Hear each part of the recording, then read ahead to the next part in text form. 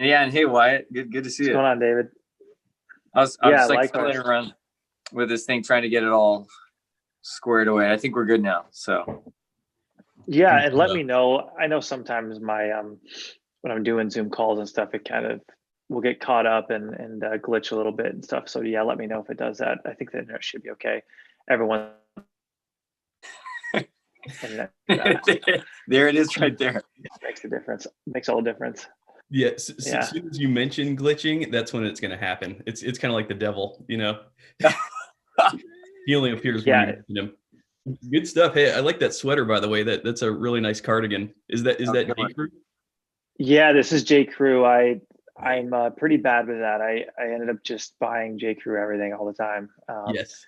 Ever since working with them and stuff, I just always bought their stuff. And yeah, I don't tend to go too deep on the clothes. You know, I do like raw denim here and there. So I like Rogue territory. You know, their stuff's good. And it seems like there's so many good denim brands. I don't, you know, they're so expensive and stuff too. I'm just like, I just kind of stick with one and get one pair here and there. But right. I'm with you.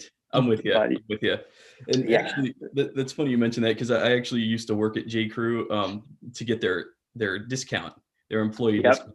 And that's how I loaded up. Like, I loaded up on suits. Yeah, that's how I was able to acquire so many suits and like other things. Yeah, like that, so their pricing is it's frankly it's amazing. Like even t-shirts, like I'll get some like little lightweight hoodies and stuff for like around the house and the weekends, and you know the fit and everything's usually fine and or good for that matter. And it's like, yeah, it's just ridiculous how cheap their stuff is.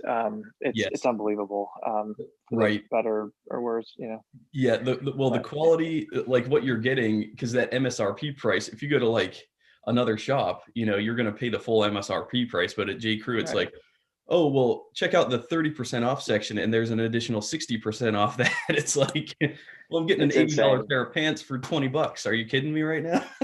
Yeah, and it sounds like they've turned it around a little bit to where like I know they just said they like made a profit for the first time in a while, like a previous quarter, but like they're turning it around a little bit. And I don't know what it was. I guess they're saying they're not discounting as hard and stuff, but I mean, you know, if you get their emails and stuff, but yeah, it's pretty interesting, but yeah, their prices are ridiculous. For sure. That's where I cut my corners with clothing and stuff, is with J.Crew, because otherwise I wouldn't be able to afford everything. Yeah, it does. It gets expensive, that's for sure. Mm-hmm. And I'm with you with like the whole raw denim thing. It's interesting hearing your take on it, because yeah, there's so many people out there that are just, you know, they're borderline like neurotic about denim, and it's like, you know, that you could get into $700 pair of denim. Like you're saying, I think it's good to have like 2-3 good pairs of raw denim, you know, but like when you have like a closet full of like $300, $400, $500, $700 pairs of denim, I'm being a little hypocritical now because I have so many boots, obviously, but I feel like boots. I feel like boots are more interesting. I don't know. Yeah, it's probably just bias, but like I'm the same way. I have some nice raw denim, but after a few pairs, you're like, it's just blue, you know. But like with different leathers, and you know, so many different leathers and tanneries, and then like the different fit too, you know, and everything. I don't know. Yeah, and some might argue that some raw denim is like even the better grade, but like, I mean, I guess it's hard to even say like whether it's better this or that, but just like some of the interesting, you know, thicker ounces and everything. I'm not sure if you put those on for the first time, if you're going to say they're a good fit, or they fit, or they feel good. It's like wearing, you know, 10 sheets of grit sandpaper. I don't know. It's stuff it takes a long time to really, you know, feel comfortable. Those, I remember being in South Asia wearing like Rogue territory every day, and some, you know, it's like you get used to it, you know, but it's like when someone asks, because they like feel it, they're like, what are you wearing? Yeah, it's like 100 degrees outside. What are you wearing? It's like, yeah, it's okay, it's all right. Yeah, my knees are indigo, but yeah. And then it's also like you got your $700 pair of jeans, and then you tear like a massive hole in them with like walking past a nail, and it's like, oh, that was a waste. Whereas with boots, like, not that you want to scratch them all crazy, But especially if they're more rugged, then it's like you scratch them with a nail. They're not going to tear through. They're not ruined. It's just like, oh, look, it's patina. Right. So, Boots are a different thing altogether. And I agree. Boots are more interesting. I think boots are definitely, I think I've grown to believe that boots are the most interesting garment on your body. Like I used to think it was the Swiss watch, because I was just huge watch nerd for a long time. But no, boots for me, they take the cake. And that's why I have so many, is because they are so fascinating. Every different makeup, every different design, and especially every different leather. Like when you start getting into the kudos versus chrome excel versus shell, they're also wildly different from one another, and they age so wildly different from one another. And that to me is so cool, because you're not to get too like holistic or metaphysical about it, but they are what enjoin your body to the world, to the planet. That's your contact point with planet Earth, is your foot. So it's like, well, do you want to walk on our home with crap, or do you want to walk on our home with something that you really love? So I think I just found a new slogan for Grantstone. Yeah. Oh, good. Yeah. That's a good take. Yeah. I get out there sometimes with my boot philosophy. There's a reason why why so many of us are so drawn to boots. I did an interview recently with JD Sasso. Instagram, right? Yes, Instagram style forum. He's a big time. He's been in the Alden game for as long as I can remember. Right. He's got probably, his collection is probably one of the biggest Alden collections in the world.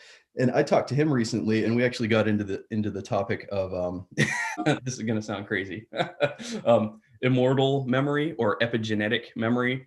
And basically what that gets into is, there are things in our brain that I think are hardwired into us. So in other words, we don't learn it. So like our attraction to certain things in life are perhaps the result of our ancestors' past experiences that are long gone. And I think that a lot of us are drawn to like good leather, good footwear for that matter, because maybe somewhere along the line in our ancestral lineage, they also loved boots or worked with boots or worked with leather or something to that degree. I think there's something maybe primordial about our fascination with boots. And again, that might be getting crazy. No, I mean, it's kind of like, just the simple idea of people saying, when your body knows when it's time to sleep at night, because, well, you're usually foraging and out and hunting and stuff during the daytime. And so at nighttime, that's kind of how that goes, and so you just naturally, that's how it's always been, it makes sense. Yeah, exactly. We have natural inclinations that maybe iterations of our past selves experienced far back in time immemorial that repeat, that carry on in our day-to-day lives, kind of like how dudes like to hunt. Like I work with so many dudes that, in an office setting, that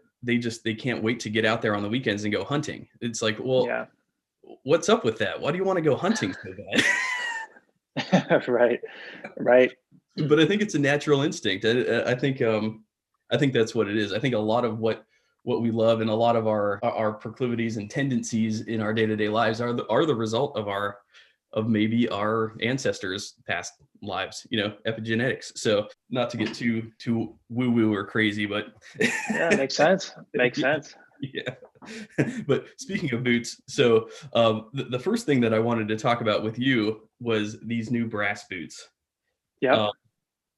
First off, me and Dave both have this model, and I have to say, man, this is one of my favorite pairs of boots right now. The fit is the new Floyd Last. I can't say enough good things about it. It is perfect. It is like, I thought the Leo Last was the most comfortable Last I'd ever worn, but this Floyd Last might actually win out. I don't know.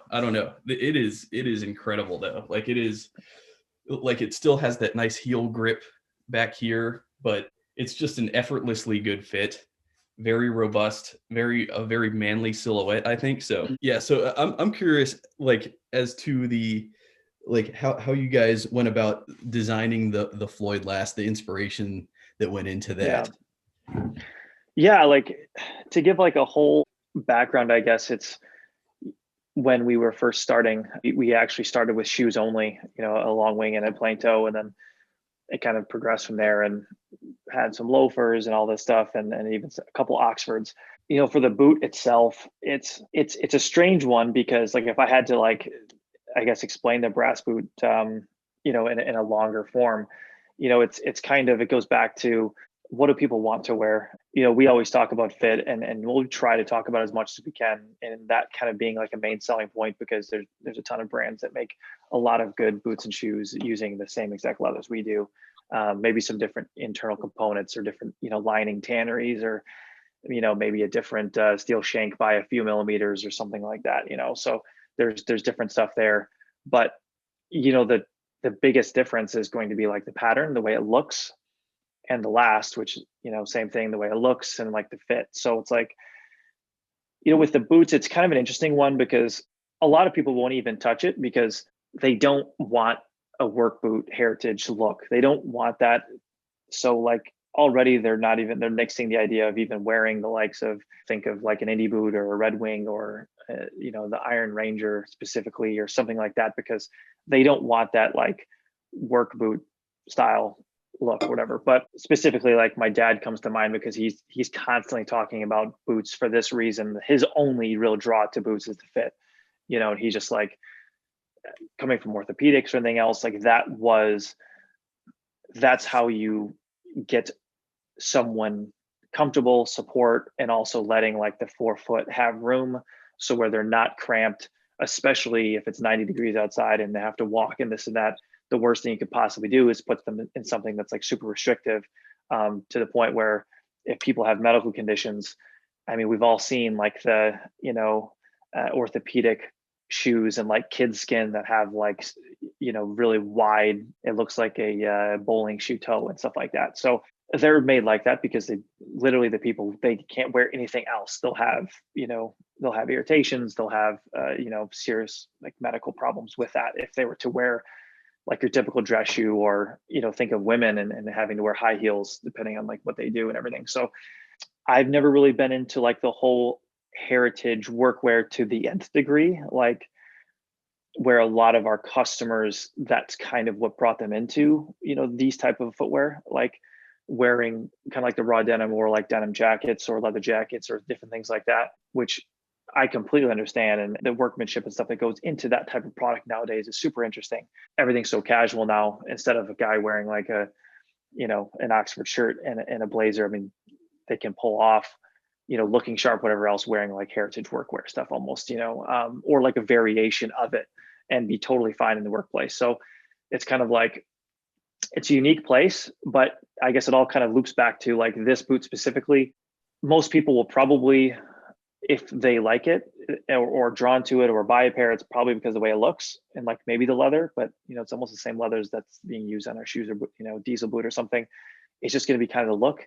But then when you wear it, that specific look, that heritage look, it allows you to have those high walls on the toe.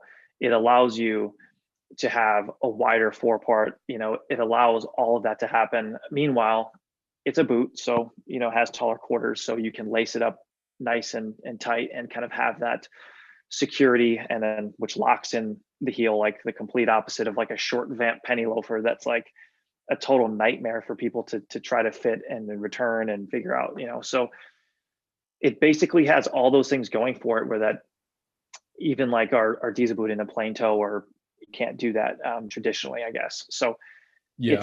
it kind of opens the door for that, the ability to make something that really, it's literally an orthopedic last.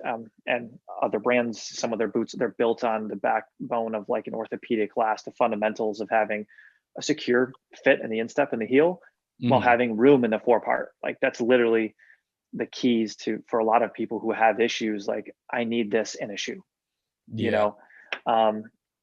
they can't wear an Oxford or some of the European style last. They just can't do it all day long. They'll go home and have, be super uncomfortable and have issues. So it really allows that. I'm even the same way. Like, we'll get shoes in, and like a lot of our purchase orders, like when we receive them here, obviously I'm here in Michigan full time now. And so like at the warehouse, and if we get 1,000 pair, and it'll take us like, let's say a week to go through like pair by pair and everything. And so you just end up, kind of putting emails aside, and you end up being in the warehouse for like, let's say 12 hours a day for 10 days or something. It's like, I can wear penny loafers, you can wear this, that, and I'll do that sometimes, but it's like, if you're standing there all day long, no, I'm not working in a ditch. I'm not in snow, whatever, where like a boot is necessary to the height, but it's like the boot itself that lasts, it's incredibly comfortable to stand for 12 hours a day. Moving around, you're hot, whatever, you have this heel kind of locked in, your insteps locked in, but then your forefoot has room and it's not uncomfortable, pressure, whatever. So the main thing people look at is, what does it look like? That's what I want to wear because it fits my attire. And then if it happens to be like a boot that has that fit and everything, people tend to be more and more drawn to that because they are comfortable.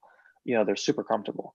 And there's other brands. I mean, they have specific shoes that do incredibly well, but they don't fit well for a lot of people just because it's the nature of the product. It's the nature of the product, so, and it is just, everyone's different. Americans tend to have, for example, I'll go to a couple stores or something like that sell higher end menswear, like suits, this and that, especially if their products tend to be, from Italy, from Japan, from England.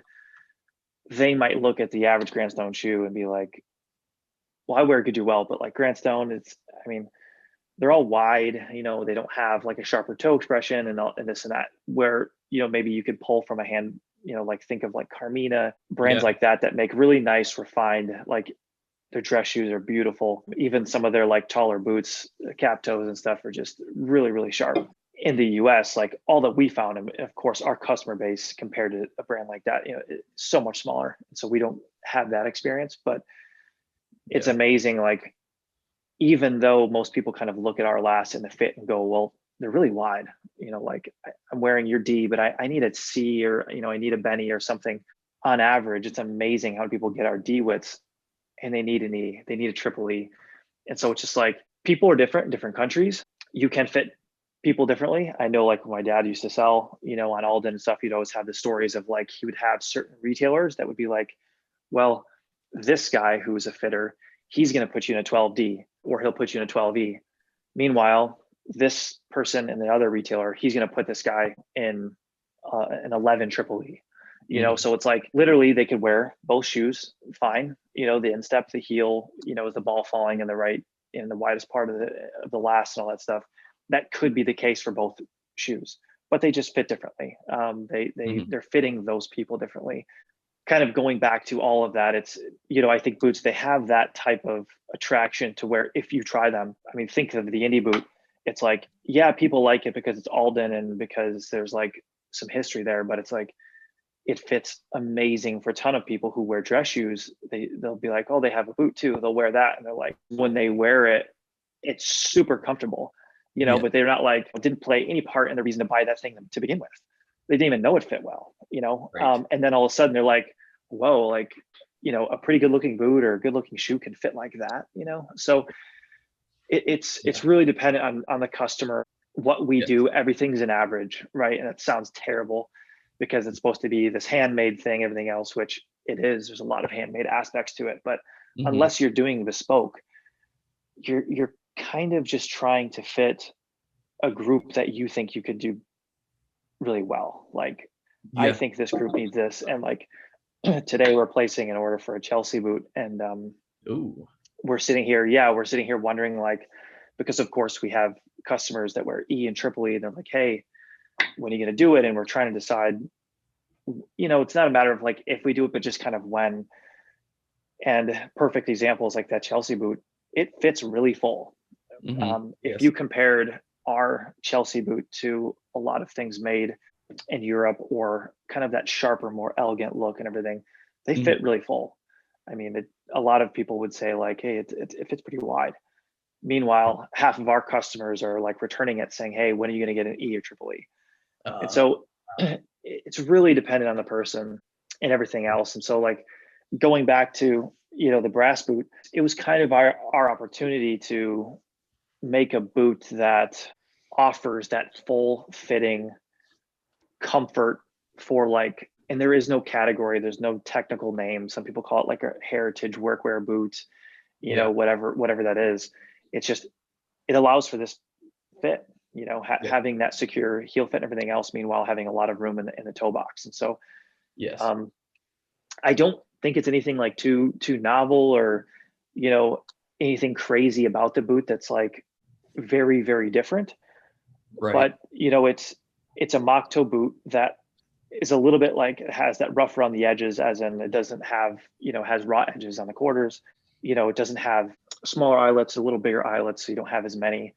And then the mock, of course, it's cropped a little tighter. It doesn't go to the edge. So it doesn't look like, the majority of mock boots out there, which a lot of people won't like necessarily, but it looks a little bit different. So, but then it has the fit. It has that fit of your traditional, work boot. It kind of hits all those boxes. And, for me, it's sometimes I wish I wasn't wearing all the development stuff all the time, because I rarely wear a pair enough even to break them in. I'll hop back and forth between like a tassel, and because I tend to lean towards those products anyways. And then, but then like we'll get the brass boot now, so I'll wear that and for photos and everything else. And yeah, you realize why that kind of feels nice to have room in the toe box and stuff. And especially, people don't realize too, it's like when you wake up in the morning, your foot's a different size than lunchtime or bedtime, and all that stuff. And so sometimes, some days, depending on the temperature, you put on like a tassel or slip on, you're like, wow, this thing is insanely tight. What happened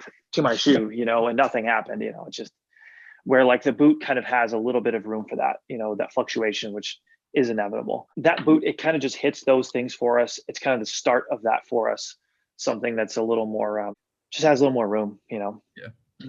Definitely for sure. Wow, that is a very good explanation. And so many points came up in my head while you were talking. That is what first drew me to the indie boot was, okay, so obviously I was like an Indiana Jones fan, and the history behind that. You hit the nail on the head. It is such a good fit, and right. In my mind, just thinking back to my childhood, the adventurous spirit that Indiana Jones used to inspire in me, thinking like, wow, I could have a pair of boots that I could literally travel the world in and never feel uncomfortable in. You know what I mean? Like whether I'm just walking the streets, whether I'm, going to a cafe, or whether I'm in the trenches digging up old, artifacts or whatever I'm doing, I could have almost like a perfect bed to put my foot in, like a perfectly comfortable jacuzzi to keep my foot in. No matter what situation I'm in, I'm always comfortable. At least part of me is always very comfortable. And that's what draws me to this type of a style, because I talk about this a lot. Like before I discovered the True Balance Last and your Leo Last and things like that, I'd be sitting at my desk all day kicking my shoes off. I was wearing Clarks, and I was wearing them in the wrong size. They were too tight. They didn't fit my foot very well. And I did not like being in them at all. And so I'd come home and I'd kick those things off, man, and I wouldn't think twice, like couldn't wait to get them off. But then, when I find these lasts especially in the right size that fit my foot, like I don't take my shoes off when I get home. I keep them on all day. Like I wake up, put my boots on, and I wear them till it's time to go to bed. Like that's how I do it. So. Yeah. I mean, you'd said something about the fit being tight. I mean, that's honestly what we see the most. And it seems like, the shops that do fit people, especially in Goodyear Welt, footwear, that plays such a big role. A perfect example, that I'm bringing up other brands here, but it's like Meerman. They have a really nice shape to them. Okay. It's more like a European, a little more of a dressy look, like narrower toe boxes, and like in the breast of the heel and stuff. I mean, they're doing really, really nice things, with the shape of the shoe. And sometimes you'll read people say like, well, the Meerman doesn't fit well, or this or this and that. And I've seen it so many times, like with our customer, where it just tends to be, I mean, it's not, this isn't like a scientific take on it. It's just kind of what's happened the majority of the time. When the shoe's long, people tend to size down. Well, I don't, it feels long. And so it's like the Meerman shoe, there's nothing wrong with it. You just have the wrong size. Mm-hmm. The insoles are stiffer. It's like, yeah, probably not. They're just leather bends like every other pair you own, and other brands too. It's just like you have the wrong size. And so of course, sometimes people need the width or something, but that one just comes, I've just seen that so many times over the years where people mention that brand, and it's like, because it's amazing the type of shoe they sell for the price and everything else. And actually because I own Meermans, and I mean, their quality is great, but people just tend to say like, yeah, but there's something about the fit or this and that. And I've seen it so many times where they're sizing down to where they think the length is good. and they're just tight or whatever. It's just like, no, you said the wrong size, you know. Where the wider the product is and it's not as long, people don't tend to do that as much. It's just like a common projects sneaker or something where people are like, well, it's really narrow and everything else. It's like, well, you have to, you know, if you're going to make an effort, you're going to have to size up and live with a little more room in front of your foot, like to even make it work. And instead, a lot of them will just be like, no, well, I'm just going to get the size because the length is about right. And of course, it's going to be a terrible experience. You know, like you're not even giving it a shot. So, you know, we definitely see that a lot. And with customers emailing in, and they'll have like, you know, an Iron Ranger versus a Mirrorman. They're like, well, the Iron Ranger fits so well and everything. And it's like, you're like a full size off of your Mirrorman. It's not supposed to be that way, you know? So there's a lot of that, which work boots tend to fit better too, because people will maybe buy them in the same size, or they don't feel as long because the last is created that way. It's built a little wider and it doesn't have that elongated kind of feel look to it, where some people will kind of put on that dress shoe and feel like, well, it kind of feels and looks long and kind of funny, you know? So almost one more reason, you know, when someone says, well, I wear this and this boot and then the same size in the shoe, but the boot fits way better. It's like, go up half a size in that shoe and, you know, it might fix the problem or at least help, you know? But yeah. Definitely. And Dave and I, funny enough, we were discussing this before we started filming. We were texting back and forth about Brannick and our issues with that. Like we've had so many issues with Brannick, and I actually traced my foot recently and I got it like I did it probably 10 times and each time it was a different result. Like, I'm not kidding. And when I finally got what I think was the right result was when I stood up. I stood and I put all the pressure of my body weight on my foot. And that actually makes the pads, or if you want to call them pads on the bottom of your foot, expand a lot more. Because if you sit down, which is every time I've been in a shop, the sales associate has me sit down and put my foot on that thing. And it's like, okay, I weigh 160 pounds, we'll say. Give or take. And so when I go in there and I sit down, I'm taking 160 pounds off my foot. And that's not the shape that my foot's going to be when I'm wearing the shoe or the boot. And so I've always been sized way too small by these people. They say, oh, take an 8. And it's like, yeah, I'll wear those in 8 and I'll be kicking them off all day long because I can't stand it. It's going to be too tight. Like my Brannick, I'm square between an 8.5 and a 9 Brannick, but I have wide feet too. So that's partially why, like, I wear 8.5 in most all boots and it's a perfect fit. But yeah, there is a little bit of length between my toe and the front of the boot. Right. And I'm perfectly fine with that. Some guys are not. Some guys are like, no, I need my toes smack up against the front of the boot. I'm like, why do you want that? Must be snowboarders. Yeah, exactly. Yeah. Dave he's had some back and forth. Yeah, Dave, why don't you, because you just figured out you have a new Brannick size as of like this morning, right? Dude. Okay, so this is so funny. But you know, it's like you make mistakes or somebody tells you bad information and you learn from it, because I've had the same issues that both of you guys are talking about, right? Like, and I was in construction for like 12 years, and so I've had that whole experience of getting home, and all of us guys that we work, like a lot of us get home, the first thing you do is kick your boots off, right? Because like, oh, they're so uncomfortable. Now that I'm more into niche footwear and I know more about it, I don't just like go. I used to just go into a store. The salesman would say, this is your size. I'd buy it, walk out. And then if they hurt my feet, I would just think, well, of course they hurt my feet because I've been in them for a long time. Every shoe does that. But now I know, like, no, dude, they sized you wrong. It wasn't like it had to be that way, which is unfortunate. So now I've done it all. I've done that. I've done the tracings and, measurements for made to measure footwear, usually Pacific Northwest boot makers and stuff like that, but some others do that as well. I was working with a really cool Indonesian boot maker recently doing the same thing. The day before yesterday, I go in to this store and I'm like, I'm going to talk to this pro. I'm going to talk to someone who knows what they're doing. I'm going to use a Brannick device. I've sized off the Brannick chart before. I've done tracings, I've done measurements. I'm like, let's see what this is all about. So sat down, got the Brannick device, measured multiple times to make sure I was right. The guy walked me through every little part of it to tell me exactly what I was looking at, so that I knew he wasn't like dumb or just straight lying to me. Unlike before, like a lot of people, they would just put my foot on the thing, tell me what size I was. So my whole life, my whole adult life, I've thought I was a 9.5D, just because that's what I was told. I even was measured at multiple stores, and I would either get you're a 9.5D, or some people would say you're a 9E. So I go in and the guy explains to me, and it's like very clearly I'm a 10C. It's like, I don't know how they ever got 9 even. It's like, dude, my toe is clearly over the mark that says 9. Like I'm clearly a 10. At the very least, I'm a 10. The width, it's like C, like almost a D. It's like a wide C, but it's definitely a 10C, you know? So I'm like, no wonder all these boots and shoes don't fit right. And people do the Brannick chart, but the problem with that is, especially on the width.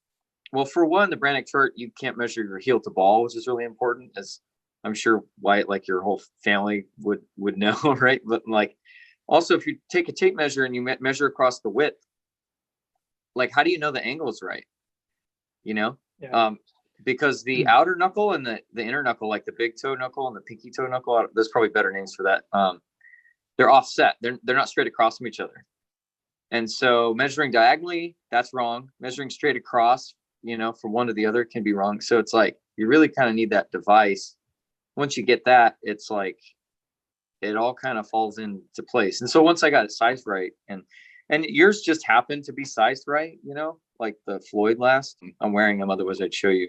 It's like the best fitting boot that I have. And I could say the same thing about Leo when I get it in the right size. I haven't always got the right size, but when it's the right size, it's like the best fitting boot I've ever had. Yeah. And the Brannick is super difficult, and I'm not, definitely not my like expertise, but you know, my dad is, you know, that's kind of over the years and stuff, of course, you know, learned about it, and that's kind of what he had done for a lot of years, fitting and everything. And there's kind of two parts of it, which almost make you want to reference the Brannick, but then at the same time, it definitely shouldn't give you your final size, just because it's, you know, one thing, like you're saying, like your foot's now 10C. One part is like people's feet change a ton. And so like, it's totally reasonable that you were, you know, let's say a 9.5, whatever, and now you're 10C. Like that's totally reasonable. And that could happen, you know, over the years. So like that's definitely possible. Although usually people's feet tend to collapse and go wider.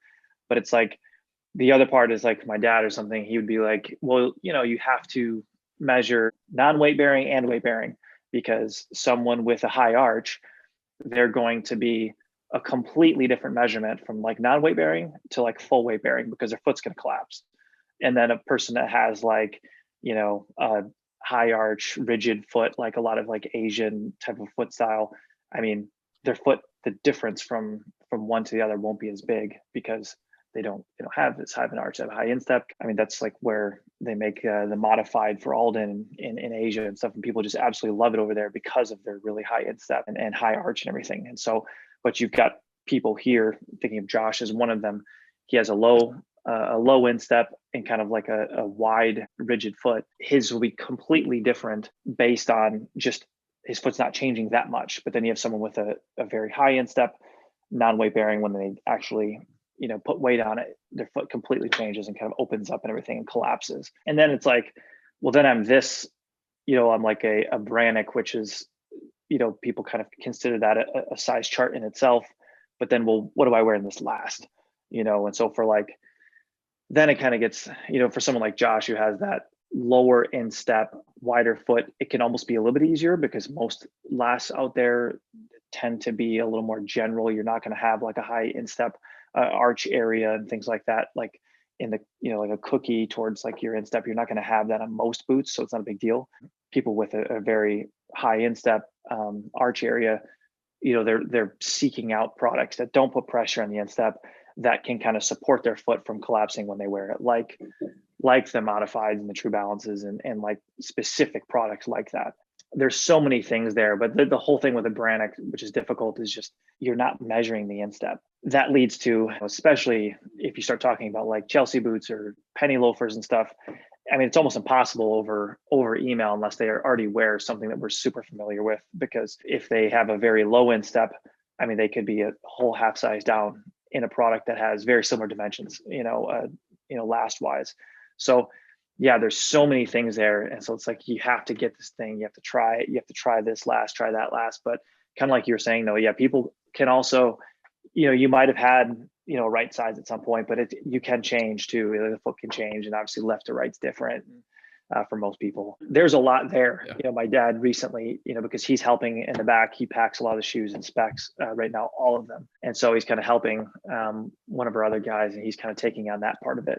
And so he likes doing it. So, but what he wants to do is like have like a call fit line, because first of all, he loves that stuff, have people to be able to call in, and then they kind of sit there and discuss like their fit. Like, hey, I wear these New Balance, I wear this, but I tend to have, if they recognize their instep shape or whatever, and then kind of help them out into, whatever sizes we have to offer. And then, because sometimes people will say, I have a really, really high instep and everything else. And it's like getting them in a loafer, it's super difficult.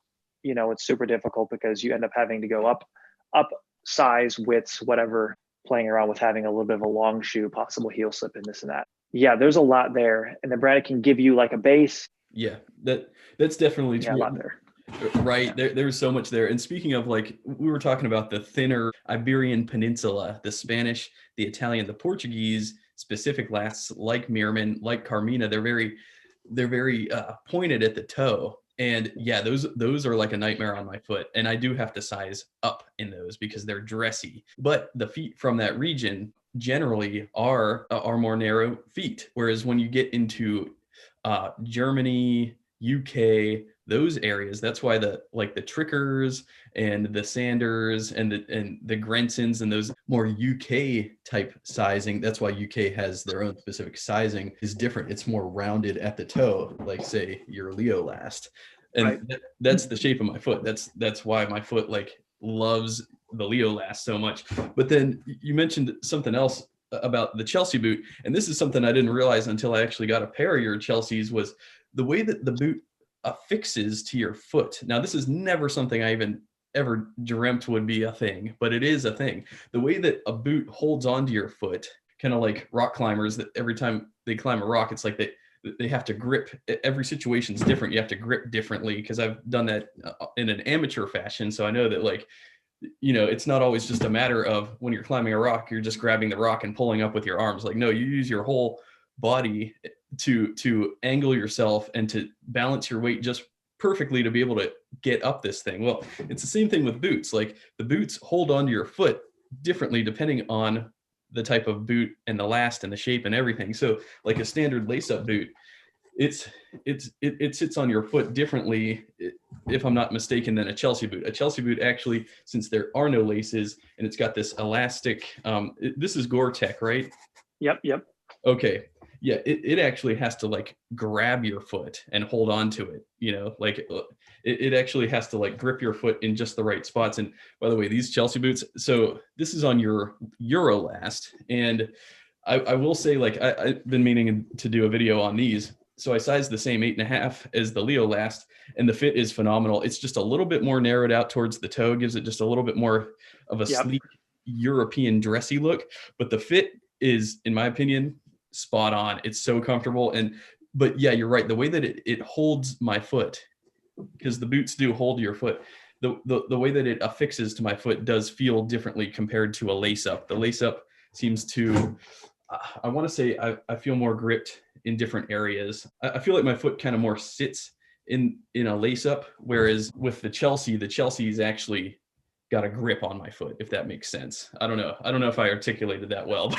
Yeah, well, it's a tough one, because the Chelsea's, I come to think of like Western boots and people who wear cowboy boots a lot. I mean, it's something that they deal with, that the lasts are going to be different, and when you put it on, it's just, how is that mass made boot going to work for your foot? And then was the leather going to help it? Is it not going to help it because it's a little loose?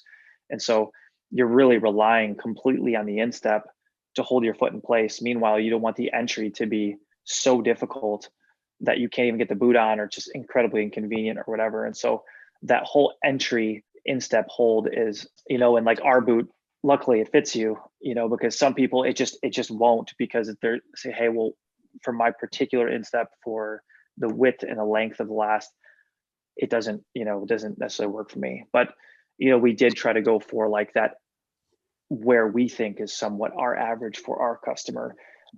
Not being too wide, not being too narrow, having, a medium instep, and then the entry being, if there was, a spectrum, being a little bit on the forgiving, wider opening. If you wear other Chelsea boots or Jodhpurs, I mean, you will run into certain boots that they're so difficult to get on that even once they're broken in and everything, it's inconvenient. And then, you just never wear them. You just don't. And so the other side of the thing is if you go too far, then all of a sudden you have a sloppy fit.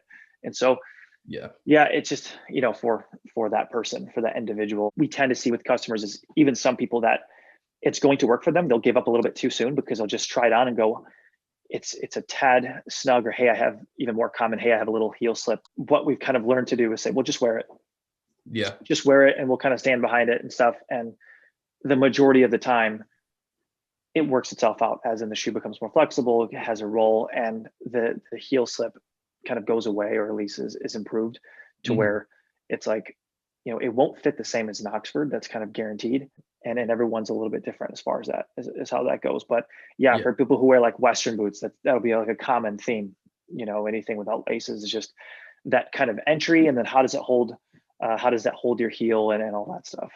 Right. Yeah, I'm kind of on the opposite end of the spectrum there as far as, so I have relatively narrow width feet, but then I have a totally flat arch and pretty low instep. And I wore cowboy boots for like over a decade every single day. So I'm the guy that's like never ever had that problem of being able to get my foot down the shaft, so that was nice. But the bad thing was, of course, I probably, looking back, probably mistakenly sized down, right? Because I could never get the thing to stay on my foot because I have no instep and no arch. I had to size down to the point where it was the wrong size just to get it to stay there. And, I didn't know. So I just lived that way. But now I'm pretty much like, I usually don't wear slip-on boots of any kind, just because I know most of them don't work unless they are that, as you guys are saying, more the like Italian, very unforgiving, low instep kind of slip-on boot. And then I can try those. But I've just tended now more toward anything with laces for that reason. Yeah, exactly. Just a little more likely to, you can adjust it. And the boots are tough because I'm kind of that way. I don't necessarily wear Chelsea's often, but, adjusted this last to where it feels like it kind of hits that spot because I happen to have like a medium instep and kind of like a medium arch type of deal. So, and also kind of like that 10D, 10.5D fit. So it does seem to fit for the people who are towards the center. But if you have a low instep, then you start sizing down, then you start to run into other problems,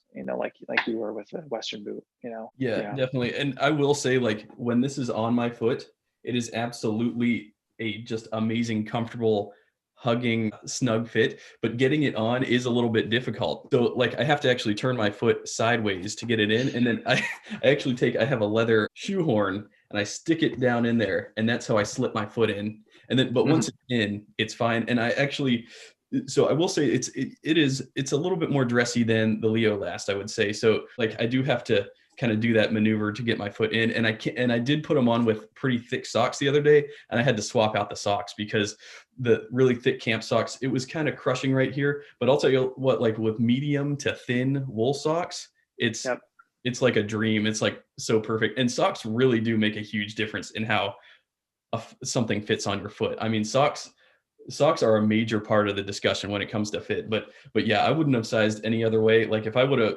went a half size down, it would have been probably like, the nightmares that I had before where, I'm kicking my shoes off all day and sizing up.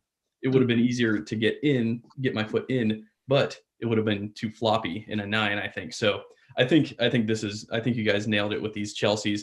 And actually I wanted to ask, so you said you're doing another run of Chelseas. What, if you don't mind dropping, well, we have, I'd be interested to know. I'm trying to think. So we have a tan suede coming. So the same colors like the Dirty Buck suede. So that tan suede. So that, I mean, that's pretty classic too, like in a Chelsea boot style. It's, that lighter color. And then we're also doing the Natural Chrome XL Dune. So that'll be a good one. Natural Chrome Excel always looks good on almost any boot. You know, It it's always almost a looks given. good. Yeah. So Right. yeah, that was kind of the next step, was to do that one. And you know, in our experience, we don't have a lot of it with the likes of a Chelsea boot for sales. And so you just don't exactly know how it's going to do. Sometimes it's more of a fashion driven, Vogue driven boot, you know, whether it's doing well and then sometimes it's not doing well. Of course, RM Williams is just like a classic, you know, around the clock. They're always going to be kind of out there, but you know, their presence in the US and kind of overall it's kind of mixed, you know. It's not even that easy to get them here, let alone, but it also, they have more of like that not Western, but kind of more like cowboy influence as far as like the square toe kind of look. Looks almost more like a Western cowboy look, where this isn't exactly that. So this more looks like business casual for, you know, for that type of category. So we weren't exactly sure how it would translate, and it's doing well so far. You know, it's doing pretty well. So we're happy with it. No surprise, like the classic black and chocolate calf doesn't sell as well as the, you know, the interesting, you know, waxy commander leather or the Chrome Excel. You know, just that's just our customer. You know, you get a classic Chelsea boot in black calf or chocolate brown. It doesn't sell as well as Chrome Excel. So well, you know, it's just kind of how that goes. Yeah, my theory on that as to why this might not be selling so well is because this is such a staple. Probably most guys already have something like this already. So that would be my thought process, because I did have a pair like this in Clark's, and it was one of my best fitting pair of Clark's, but I actually gave all my Clark's to my dad. So so my dad's the lucky recipient. He gets all my hand-me-downs nowadays. Right. But yeah, I think probably most guys, the reason why maybe the black Chelsea isn't selling so well is probably because most guys already checked that box. You know, the guys with the bigger collections probably have already checked that box. I will say that I am very excited about like the tan suede ones. Like you could definitely sign me up for those, because those tan suede Chelseas are so, oh my God, they look so good. They're so sharp. They're so iconic. That golden brown. Oh, I can't wait to see what those look like. So yeah, my brother had the Dirty Bucks, and oh man, so nice. Yeah, so I agree with you on that. And then as far as like calf leather, I feel like calf is so underrated, especially in like more of the like heritage community.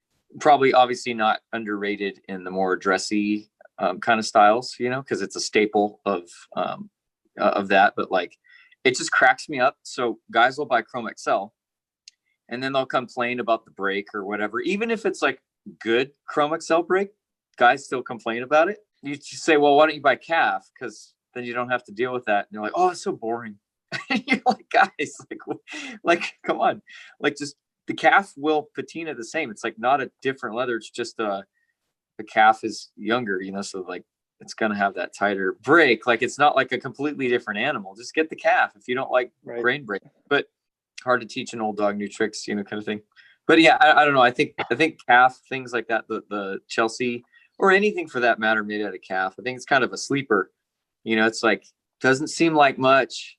And then you figure out 20 years later why all the old guys are wearing that, you know, like the guys like, you know, JD Sasso, you know, he knows a thing or two, right? So check out what he's wearing and the things that he's offloaded over the years. And usually you can learn something, like find all these leathers that he wears that, yeah, they're not like super like va-va-voom or whatever, like whoa, you know. But you wear boots for 10 or 12 years or nice shoes, and you figure out like, oh, that suede, it doesn't look like much, but that's like a really nice suede. Or that calf, it looks like just your average brown calf leather, but like now I know why he wears that, you know. So anyways, yeah, and I agree with you fully. Calfskin is the most underrated leather out there. I mean, it really is so underrated. I'd say it's in between Chrome Excel and standard cowhides and shell cordovan in terms of stretch. So like standard cowhides, Chrome Excels, those stretch a lot. Calfskin, they feel it's stiffer. It's definitely stiffer, but not as stiff as shell. Like shell never stretches at all. But the calfskin's like right in between. Like it'll break in a little bit. If you need to stretch them, you could stretch them, unlike shell in most cases. But yeah, I love calfskin. It's so smooth, and you know, it's horrible because that's where we get our veal from, you know, but it is such a fantastic leather. I think it's so underrated. I think calf is is one of the best leathers out there, in my opinion. Yeah. So Wyatt, I gotta say, man, I hopped on those brass boots in Maduro shell. I believe it was yesterday or the day before. And yeah, I have these new ones here, the Edward boots in Maduro shell, and I've been wearing them probably once every 3 days. They're really taking on just an incredible patina. This is, first off, thank you so much from the bottom of my heart. This really, it has been something I've wanted for over 7 years. Like, haven't had the opportunity till now, until, well, Grantstone comes along and makes it easy for, plebeians like myself to get my hands on something like this. Yeah, I'm glad you like them. And I mean, it's the whole shell thing in general, it's so unique how, versus like calf or anything else. It's because a lot of these brands and the things you have on your shelf, I mean, we're working with a lot of the same people, right? And so shell is so unique and the supply side of things. And so it's, you have some of these heritage brands that if they made a boot in that color, people would, they lose their minds. But like now they want us to make a black or something that like these other brands carry every single day. Yeah. It's like, buy theirs, and then buy, if you want dark brown, here it is. But it's, we're trying to do as much as we can, in these shells, but it's not too much because we have, limited access to these shells. I think it's just been tight regardless over the last 4 years since we've been doing it. And it doesn't sound like that's changing anytime soon, because we get a lot of different, questions and stuff about different colors. And luckily though, we happen to be able to get our hands on this color, the Maduro. And I mean, it really is, it's super sharp. It's that really, really dark brown that it still has that glow to it. And some of them are a little lighter than others. And it's been a great color. I mean, I wear that penny loafer and stuff all the time. And it's, I bet, super sharp. I bet. Yeah, I love it. I really can't thank you enough, because this is an incredible opportunity. This isn't like, I've said this in our last video, this isn't a purchase. Like, some guys come to me like, oh, did you see the new Maduro shell brass boot drop? And every single one of them, I'm like, this isn't a purchase. This is an opportunity. It's not a purchase. You don't understand how rare that stuff is. Yeah, I think we need a salesman. Yeah. We can, yes. You'd be the ultimate salesman here. Right. Oh, thank you. No. I'm just an enthusiast that loves your boots and loves your brand and all that stuff. So the funny thing is, Dale is like my sensei, because like technically speaking, like I've probably worn like just boots in general for longer, just because I've worn them since I was like in the 6th grade. But as far as like these boots, he's got a good like 6 or 7 years on me, And so the funny thing about it, I learned so much from Dale. Even before I had my channel, I would always watch his channel. But even now that we've become friends, what I've noticed is like the things that he tends toward, like about a year later, I'll have this like epiphany and I'll be like, dude, the Leo Last fits like way better than my other boots. And he's like, yeah, I know. That's why I've been wearing it for like 3 years, And I'm like, oh, and then a few months later, it'd be like, dude, like Alden shell is like way overpriced. Like, yeah, I know. That's why I don't buy it anymore. So you have all these like epiphanies about stuff or whatever. And yeah. Or I will have all these epiphanies. And it's not just him rubbing off on me. I just think, he has all that experience. And I think Dale, your reviews are great, because it's not like you're just like mindless and you like all this random stuff. You do reviews on stuff you're excited about, and it's the stuff that has remained over time and really like earned its way to the top in your mind, I think. So well, thank you, sir. And I have to say, you in turn have had a profound impact on me as well. Like the video I just released this morning, where I'm like looking at like over every stitch, like the stitching patterns, like that was never something I really looked at, or like the welt joint. That wasn't even a term I was familiar with until until you mentioned it in your video. So I think it's great because we all influence each other in a positive way. I think that's really what this is all about, is, just community, friendships, dudes getting together like we're all doing now and talking about our love for different boots, and gaining a deeper understanding is part of the fun of all of this. So thank you. And thank you to Wyatt as well for coming on with us today. Cause yeah, I mean, like of course. I always fangirl out when I talk to Wyatt, because you're like the mastermind behind half my wardrobe, literally. Well, yeah, I was gonna say that the reason you never knew what a welt joint was is because you have so many Grantstones and you can't even see their welt joints, so you would never even know it was such like that was a thing. Your check is in the mail. Yeah. That's awesome. No, but it's like that's pretty cool. The welt joints. I think that's like something you guys should definitely keep up with. Yeah, because that's true. No, and the good thing too, like with the videos and everything else in the forums that you guys are always in. I mean, really is when it comes to like the fit. I think it helps a lot of people who are brand new to Goodyear welt boots. They go on Reddit, they go on all these different forums and blogs, or they watch the videos on YouTube. And I mean, where else are they going to turn to figure out what size, Viberg 2030 last they're going to, literally where else are you going to go? You're not going to get it. And of course, there's information there that the brands can't put on their site, so they can sit there and reference all these different people and their other brands. And I mean, it really helps. And yeah, it does shine light on the products that fit well and stuff. And they can say, well, hey, get this in a wider or a narrow width. And so that part of it's really cool too. Yeah, definitely. And speaking of welt joint, it's always been something that I've noticed, but this is a pair of my Alden Navy Chrome Excel tanker boots. And these are probably 7 years old. And I don't know if you could see it, but it's got a very pronounced like split right here. I'll overlay a picture in the video so that we can see it better, but it's probably actually more visible on this other pair. Oh yeah, it's a lot more visible here. Let me see. It's right here, but like, yeah, so it's got the storm welt. Yep. And it's obviously like two different pieces coming together right here. Whereas on, like you're saying, Dave, I can't even spot the welt joint on these Maduro Edwards. Like it's non-existent. Like I just don't see it. Like I don't even. Yeah, dude, my brass boots are crazy. Yeah, because like I've had some Diesels, 2 pairs, and some Ottawas, and they were really clean, that welt joint. Yeah. The brass boots, you can't even find it. Yeah. Like you can if you really look close. Yeah. But I could, like, to any experienced boot guy, I could be like, show me the welt joint, and it would take him a good like 10 seconds to find it.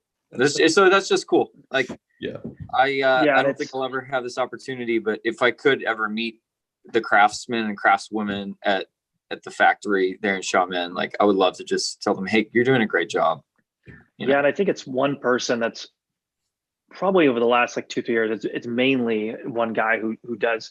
So he's doing the actual inseam of the welt, and I have a photo of him doing that, and so I could like send it over to you guys, because he's the guy who does the majority of it. So like after you do the welt inseam stitch, then he's literally cutting it with scissors and then going back with like a handheld knife and then cutting it and then placing it.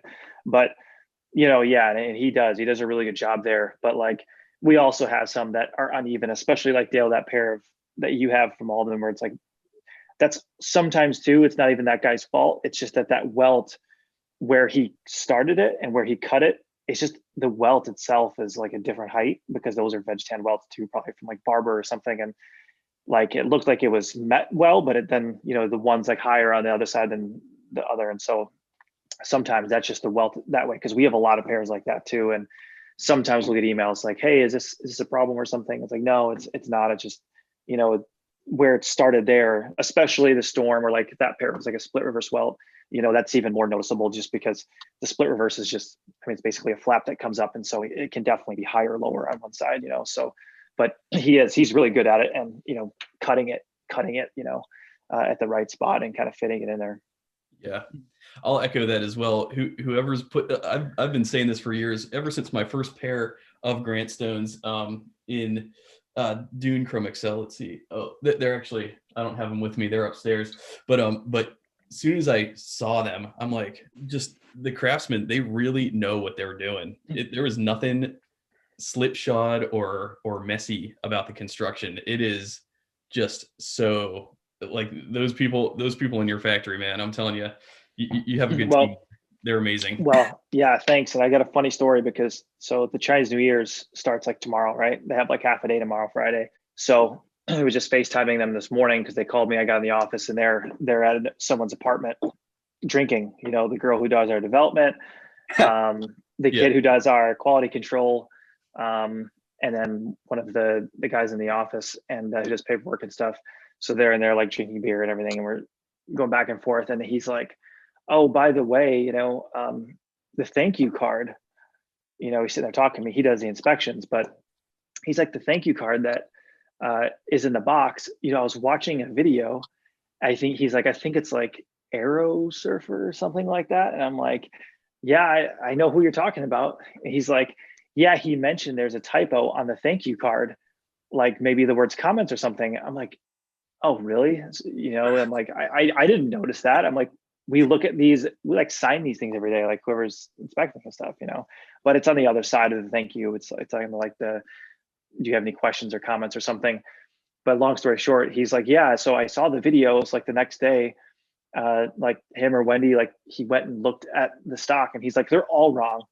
And I'm like, "Well, thanks to Dale.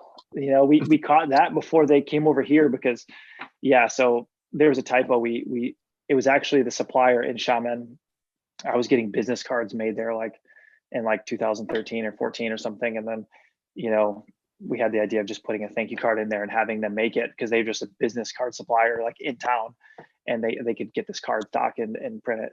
And I guess they've since gone under and they're out of business. And so they changed to another company and locally, and they just since day one, I guess they've had a typo, and we have some here in the shipment, the most recent shipment, and we didn't catch it. And then they also have a ton there, so they're going to fix them. But thank you. You actually helped solve a problem here. No problem. But actually, I don't know if that was me. I think, Dave, was that you actually that caught the typo? Was it really? I think it was Dave, and I might have mentioned it in one of the videos since then. But I don't think that was me originally that spotted that. But yeah, it said questions or comments. I think it said commerts with an R instead of an N there. So I mean, I think it's just a new word. I don't think it's a typo. Yeah. I think it's just a new word. Yeah. Yeah. No. So yeah, he might have like, I think Dale mentioned it after I did. So he definitely could have watched Dale's video. But yeah, it was when I did my brass boot unboxing. I noticed it. Like I was like, oh, it says commerts, and then on the other side it says like, if you have any questions, please send us a mail. You know.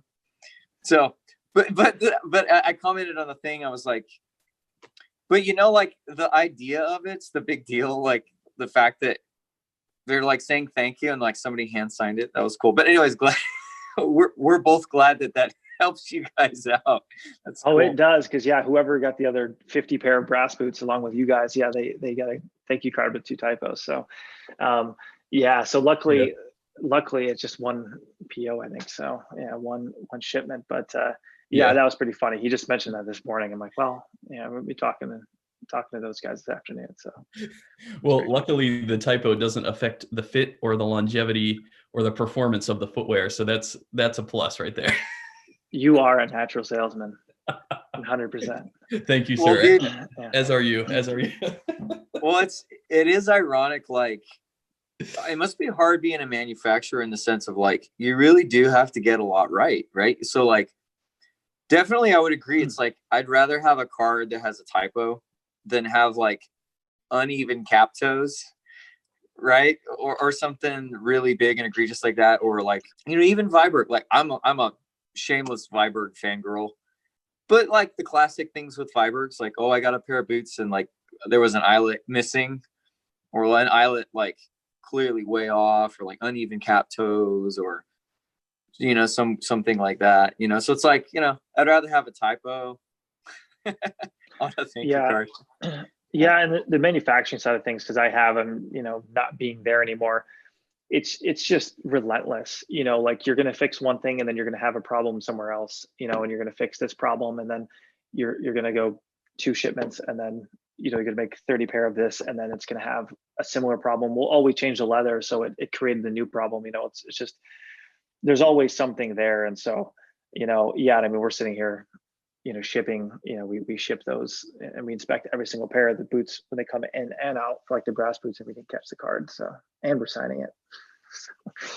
Yeah, it's like, yeah, I mean, it happens, and it'll continue to happen. But yeah, I just have to just be on it, all the time, There's so many moving parts, and I would have never appreciated this, but now that I have like literally 50 pairs of boots, and they're all behind me, and well, a lot of them are behind me, and I have a lot of boots coming in all the time now too, and it's like I can appreciate so much more like what the manufacturers go through now, because it's hard for me with my like managing my personal collection, because I do manage it. Like I try to make sure that I give all my boots enough airtime. I try to review them. I try to do periodic reviews on them, updates and things like that. Dave does the same thing. It's a lot. It's actually a lot. Like there's a lot of thought that goes into it. And I can only imagine, like, for somebody in your position, how complicated it must be. Like the things you run into, like here's a hiccup here, there's a hiccup over here, gotta put out this fire over here. Like I could only imagine. So I fully commend you, sir, on the job that you're doing, because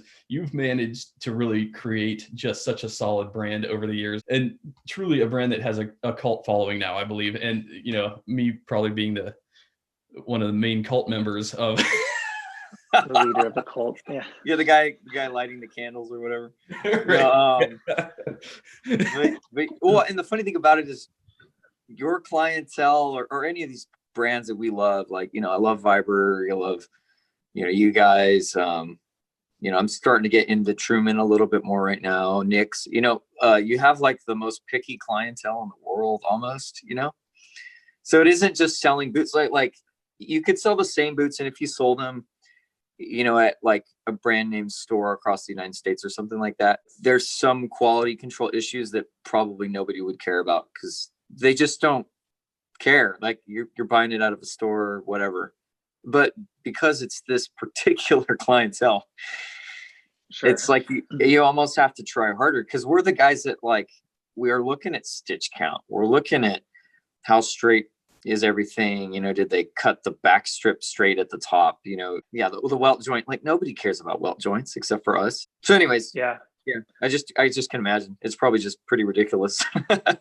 Yeah, I mean, there is a lot of that, and it's kind of a little bit of both, because the other side of the coin is just, you do have some of those customers who who have never even had like a leather boot before, and then when it comes to brakes and things like that. But the majority of the time, yeah, it's definitely more of you have the person who knows a lot of like the terms and the tanneries and things like that, and so they somewhat have an idea of what it probably should be, or close to it. So then they get really, really picky with it. And then, for example, we have some customers though who are like, I don't even know why this is a B grade or something, and it's like, it could have been a pair that was literally returned after someone opened up and said, I don't, this leather is too loose, this grain is too loose. And so, yeah, everyone totally has their own little like idea of what's acceptable and what's not. So that part of it is definitely pretty tough. The QC over there, I mean, Eric, he does the majority of it, and he's really good with that, and kind of knows like what we're looking for and stuff. And so that catches 99% of it. So it makes our job super easy. We have that on our side. You're mentioning some brands, like obviously that are smaller too, like the better grade brands, and they are smaller, like kind of like us, bigger than we are, but they're not, Allen Edmonds size either. And so like, they can manage that a little bit, where like for us, the quality control, I mean, my dad, who sold shoes for 30, 40 years, he's literally inspecting every pair that's leaving here. So it's like, it's just not possible for as many things to get by. He B graded a midnight suede penny loafer today. He was shipping a pair, and went back and looked at it, and it just had some like kind of spotty outsole stitching. Definitely could sell it as an A grade. Most people wouldn't even know the difference. They'd wear it for 5 seconds on cement, and the issue would be gone. But it's kind of like, he's like, yeah, don't no, B grade it, whatever. And so it's like, we can catch those things, at our size, that I think sometimes it's very difficult to, you think about like an Allen Edmonds or something, or a company that's 500 times our size. still small for a shoe company, grand scheme of things, but even them, it's really hard for them to kind of do that. Where for us, it's like, I literally have my dad inspecting every single pair. And that makes a huge, huge difference. And that's after Eric does, that's after Eric's doing it. So yeah, definitely one of our strong points right now with our size, being able to kind of catch things like that, Mm-hmm. Definitely. Well, your dad's doing a fantastic job as well. So send him my thank you as well. Yeah, will do. And that's what I love about your company so much is that you guys, I think your family reminds me a lot of my family in a lot of regards, because I grew up, my family had a small family run jewelry business. And so my grandpa was like the boss. And then my uncle, he worked as like the salesman. So he'd travel all over the place, Florida, Georgia, all over. He'd drive from Ohio all over the Eastern United States and like, set up shops, sell jewelry. And then my mom was like, she was like the administrator or the clerk behind the scenes. She's handling all the sales and all the invoices and all this stuff. And so I think that's part of personally why I resonate so much with your brand is like you guys, from your dad to your grandpa to like you've set up like a cool family business and I love to like just support it because I just resonate with the way you guys handle things so much. And like Josh, he's correct me if I'm wrong, he's like your childhood friend or just a family friend that works for you we guys probably now? met when we were like, Josh was probably 6-7 years old. I was probably 8 or 9, and so we used to race motocross together. That's how our families met. So yeah, we raced motocross together for probably 10 years or something. And then he went out west. I went to China, and then we kind of connected back again and started working together back in like 16. So, but yeah, we met when we were real young. And then Parker, who's who does a lot of the customer service stuff now, he's been with us for like a year and a half. His dad is Josh's dad's best friend. So like, yeah, it's like I've known Parker for 20 years as well. So that's kind of the whole of it. And my dad, he's in helping us with like inspecting some customer service stuff and shipping, and then my wife does like the books and stuff. So yeah, right now, I mean, it's just us. And so yeah, it makes a different feel for sure, kind of like a family business, Yeah, definitely. And I love it. I resonate with it so much. I just think it's so cool that that's how you guys kind of as a family rely on each other. So it's not like a traditional like employer-employee type regimented like office environment. Like you guys are actually family. And I think that is just so amazing. Yeah, it usually works out pretty good. Yeah, absolutely. I'm sure in most cases it works out. But yeah, that's really cool. So Josh, I didn't know that Josh used to do motocross as well. That's cool. Yeah. Do you guys ever, fire up the bikes and go on a ride every now and then, or? No, I mean, I sold my bike a few years ago, the last one I had, and it had been years before that since I had ridden. So, Okay. it just knees. Yeah, it just leads to a bunch of stuff, So it's like, yeah, I don't. Kind of rare to do it, I guess, that long and then just completely stop. But and then yet, I also know some people who did too, who raced whatever professionally and to their 30s and then completely stopped for some years just because it's hard to go out and do it casually. Because you have a job, and then it's not a great casual sport. It can be if you want to go trail ride or something, but in most cases, that's kind of not what you want to do anyways. So, True. yeah, we haven't. I know Josh hasn't for a long time either, I don't think.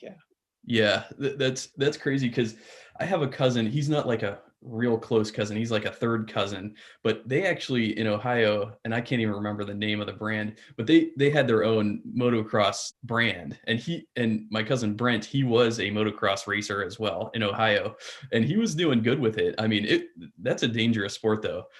He's since gotten out of it as well, but I think it was called Cobra. Greg Dervage. No, that's not him, is it? Oh, no. Okay. Trying to think. One of the big ones in Ohio that been around for a long time, family business down there. Okay. Now this is going back to my high school days, but I think the company name was Cobra Cycles, and I think Cobra. They're a huge brand, so they might have been a distributor of theirs. They make like 50s and 60s for younger kids, the motorcycles, motocross bikes. Yeah, because Brent, he's my cousin Brent Mamoni. I don't know, does the last name Mamoni ring any bells? No. Okay, but they had like a whole factory on their property, and Brent and my brother, they were in a band together. Brent was the singer, my brother was the guitar player, and well, Brent's father, he was like the manager of the Cobra factory there, and then Brent would always ride his motocross bike through the woods. They were pretty well off for a while there. I don't know what they're doing now, but that's pretty cool. So you're familiar with Cobra then? Oh yeah. That's Yeah. awesome. Kind of like the first little race bike you get, I guess, when your kids are like 5, 6, 7 years old. Yeah, exactly. Talk about a coincidence. Look at that. Yeah, it's a small community too. It is. It is. It definitely is. That's so badass. I was never into motocross. I was more a snowboarder in high school. I still do it. I love it, but I actually jacked up my shoulder a few years back. Coming off a jump, I landed like on between my neck and my shoulder. I almost ripped this AC, I think it's called. I almost ripped it in half. And to this day, when I go get like a massage or something, they're like, there's something wrong with that shoulder. And yeah. You're like massage in there, they're like, that shoulder is messed up. And yeah, even so yeah, injuries suck, long story short. Yeah, exactly. You have a job and this and that. Yeah, it's not fun. Yeah. And that's why I wear boots and don't wear pull-ons anymore. Actually, so like I used to wear a lot of pull-on boots, especially on the job site even. And then when I would have lace up boots, I wouldn't lace them snug or tight or whatever. And then I was stepping off a scissor lift one day and there was like a little conduit cut on the ground. And when you're stepping off a ladder, like all your weight of your whole body is going onto that one foot that's touching the ground first, right? Because you're holding and the other foot's still up on the rung. So the bottom foot's touching the ground. So that foot touched this piece of conduit and my ankle rolled. And I audibly, and the apprentice that was standing next to me, like audibly heard this pop in my ankle. And I just hit the ground like a sack of potatoes. And I was sitting in a chair for like the next 4 hours, fortunately I was the foreman. And so like I was able to tell him what to do and everything. And then we dealt with it after that. But after that, like ankle's never been the same. So like I wear boots all the time just because like that ankle's weak. Like I probably should have gone and had something done. Like for all I know, I need surgery. I don't know, but it feels good now. It's weak. So anyways, occupational hazards, you gotta be careful. Yeah, exactly. That's true. Why do you run into any occupational hazards in the factory? Do you ever have like a few boxes of diesel boots just fall on your head, for example? That's what I imagine it would. No, we have to be careful on the ladders. That's one thing we're always like kind of watching a little bit is the heights of the shelving back there at the warehouse. Just kind of watching for that, because if you stack too many high, it's probably not great for the box. And yeah, that can get be a little dangerous because people are back there by themselves sometimes. So you don't want to go following those ladders. It's pretty high that our shelves are about 12 foot high. So that can get a little, we've got to be careful back there. Yeah, definitely. Well, one thing, and I've mentioned this in some of my recent videos, but your new box, my God, like I'm always so impressed with what you guys are doing with the boxing aspect of it, because your unboxing it's always been top, like A grade unboxing experience. And then, in my recent pairs, it's even gotten better because you have like the tapered opening. Yeah. I wish I had one here that I could show, but like there's like a notch that allows the box, the top of the box to sit flush with the rest of it.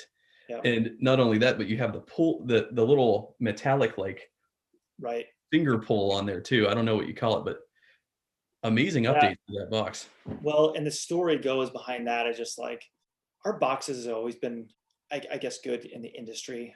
For industry standard, our boxes have been strong, but our boots, our shoes tend to weigh a lot. Okay. And so it's like you put 5-6 pounds in a box and then you're shipping back and forth. Boxes break. It's inevitable. It doesn't matter what you do unless you're going to make a wooden or bamboo box, right?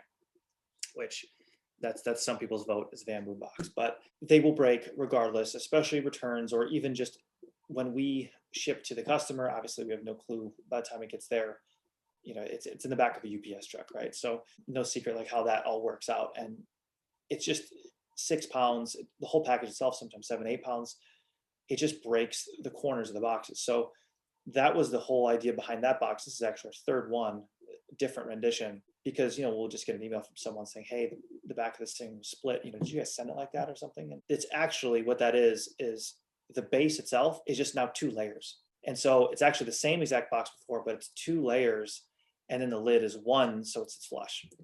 So the base, because that's where all the corners and the bottom, that's where, if it did split, it's going to split there just from being inside of a carton and then drop this, that, whatever. So far it's been good. But I mean, even then we've had a customer with a brass boot, which is in the new box. He's like, hey, the back of it was, you know, was broken on the edge or something, which realistically in certain boxes, I don't know if 6-pound boxes, if you send, you know, 100 of them, I'm not sure if, you know, how to get 100 out of 100 or, you know, 1,000 of 1,000 over a year's time, you know, to be, you know, 100%.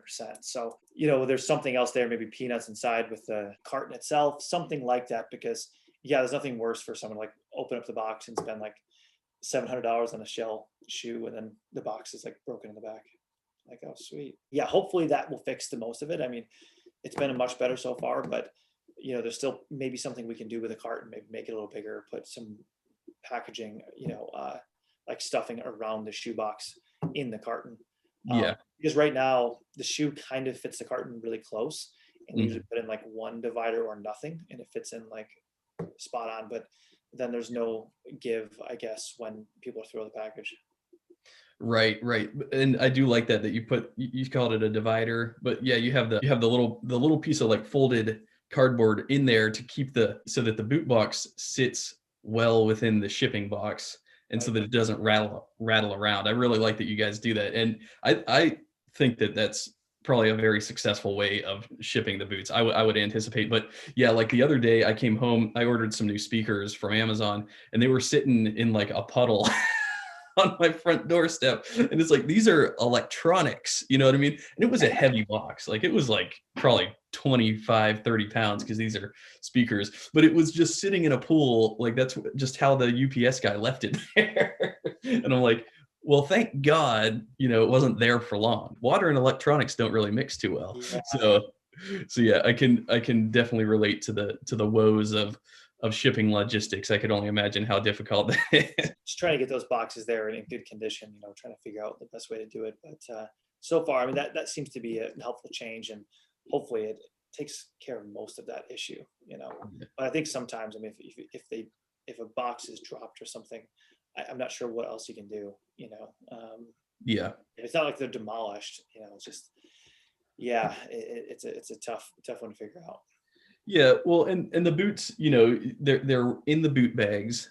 They're nestled very well, I think, within the packaging. So there's nothing that's going to happen to the boots themselves, you know, not unless the UPS truck like crashes into the ocean and it takes them like a month to retrieve everything. Yeah, we don't have too many damaged shoe things, but yeah, just kind of trying to figure out the box. So that was kind of the idea behind that, and yeah, it seems to be better so far. You know. Yeah, I think it's great, especially that pull ring, because whenever I get a new pair of boots, it's like, okay, so the boot box is inside the shipping box. Getting the boot box out, sometimes I have to like tip it upside down and shake it to get it to come out. But with your pull ring, it's like, oh, you just stick your finger in there, yank it out. So it's really nice. Yeah, exactly. We've broken enough box lids to know, yeah, pulling the lid every single day is not a great choice either. So it's like, yeah, definitely. So yeah, you guys nail it in terms of the unboxing and the presentation and the logistics of everything. I mean, you guys, it's like you thought of everything, and you keep updating it too, which is fantastic. Yeah. So I did want to ask about future makeups, like what's coming down the line. What can we expect, if you're comfortable, if you want to share?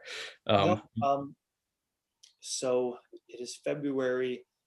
So this next couple of weeks we have like the forest kudu and the storm kudu. Both of those are going to be actually stocked and not just pre-order. So that'll be a good one for us, because, you know, I think the forest cap toe boot, the forest kudu, I mean, that people really liked it, but we only had it, you know, X amount of leather. And so I know a lot of people kind of missed out on that one. And so we just, instead of doing another pre-order and having it kind of 4 or 5 months removed, we're stocking those. And so that should be one that we continuously stock, and it'll be kind of part of our core collection. So that'll be cool. Yeah, so that'll be a nice one. And that's with Ewits, and then also the Ottawa in Storm kudu. Oh, nice. And then the diesel boot in Storm kudu. So all of those will be stocked in D&E. I think those should be here. I think we have like another week or two. No kidding. Yeah. Awesome. So those will be coming in. I know we have the diesel boot coming in Navy Chrome Excel. So what? Yep. So Oh man. for us. Yeah. I mean, like the Navy in the past, we've had issues where it turns into this like aqua green color. But there's a lot of shades of that, of Navy Chrome Excel. And so we're trying to get one version of Navy, and we're going to try to keep it to the blue Navy, like a true Navy. Okay. More like a grayish Navy instead of being, green, hints of green in there. So that'll be a nice one for us. We're excited for because I mean, anything Navy, I'm always for that, usually to the company's detriment because they're the worst sellers of the whole entire collection. But I like Navy. So Me too. Yeah, so hopefully that one performs a little better and we can, continue to buy it and sell it. So yeah. I really nerded out and loved that aqua navy color that you guys ran before. I was so close to pulling the trigger on those, and I just didn't do it because I had another pair of like navy plain toe bleachers in my collection from J.Crew that I thought kind of already checked the box, but I don't have a plain toe boot in Navy Chrome XL. So you just mentioned three makeups now that I'm probably that I'm going to be jumping on, because I don't know if you remember, but with the Storm Kudu, I originally ordered the Ottawa boot version, the Ottawa boot model, and I actually messaged you guys. I was like, you know what? I think I'd prefer the diesel. The Ottawa boot Storm Kudu never left my head, so I'll probably be jumping on that again. And then the those forest Kudus that you ran, I didn't jump on those because I have Truman's in Moss Waxy Mohawk, but those are completely different boots.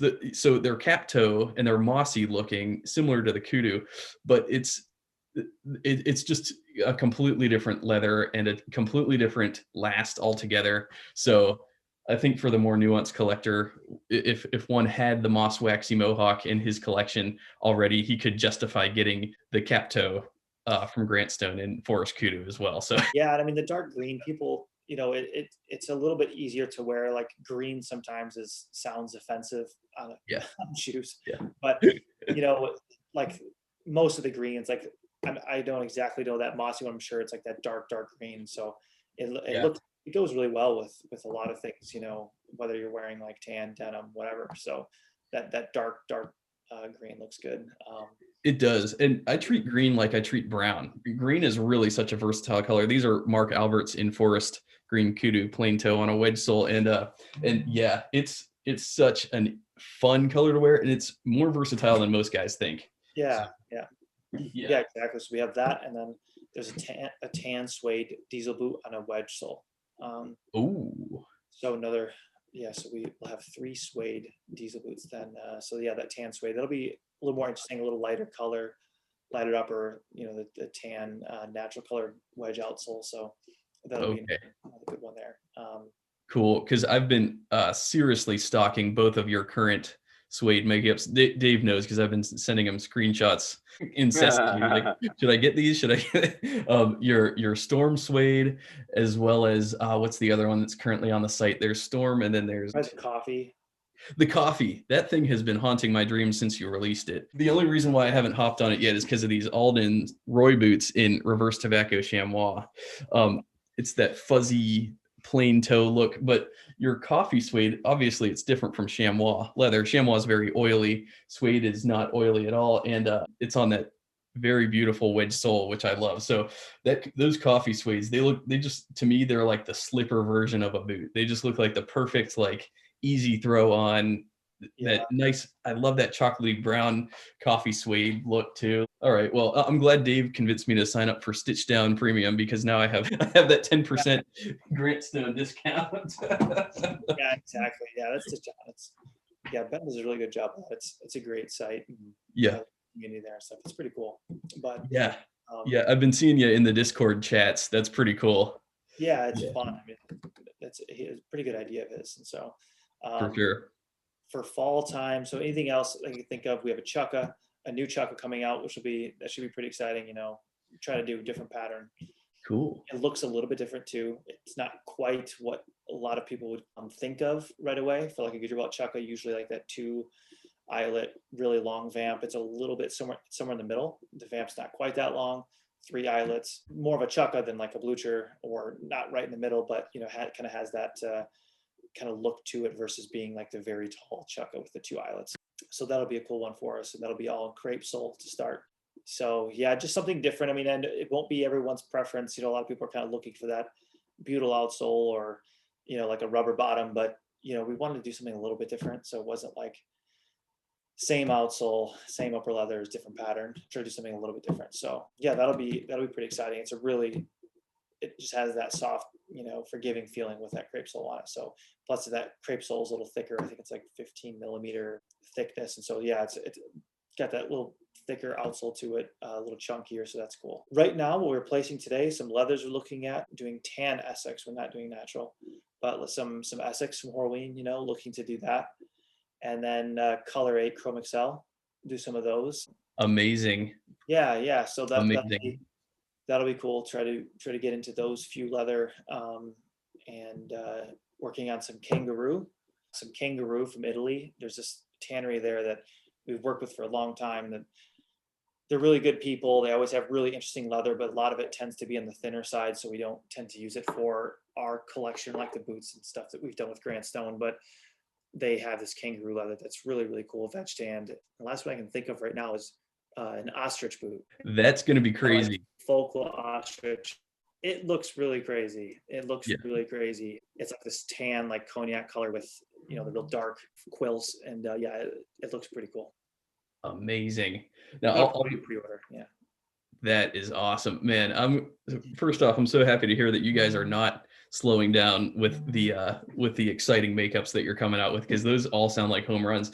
And I'll be honest, like ostrich leather, that's probably the one leather I always thought, oh man, I can't do that. But you know what? You guys have pulled off so many home runs in the past. Like I'm not gonna cast it aside just yet, like, because you know I see the bags in ostrich and I see like the cowboy boots in ostrich. I'm just not a fan, but I'm sure like if you do like a, you know, whatever model you decide to go with, I'm sure it's gonna look awesome, especially if it's more of a tan color, you know, because I've seen crazy colors of ostrich, like purple and white and like yeah, that's the next boot.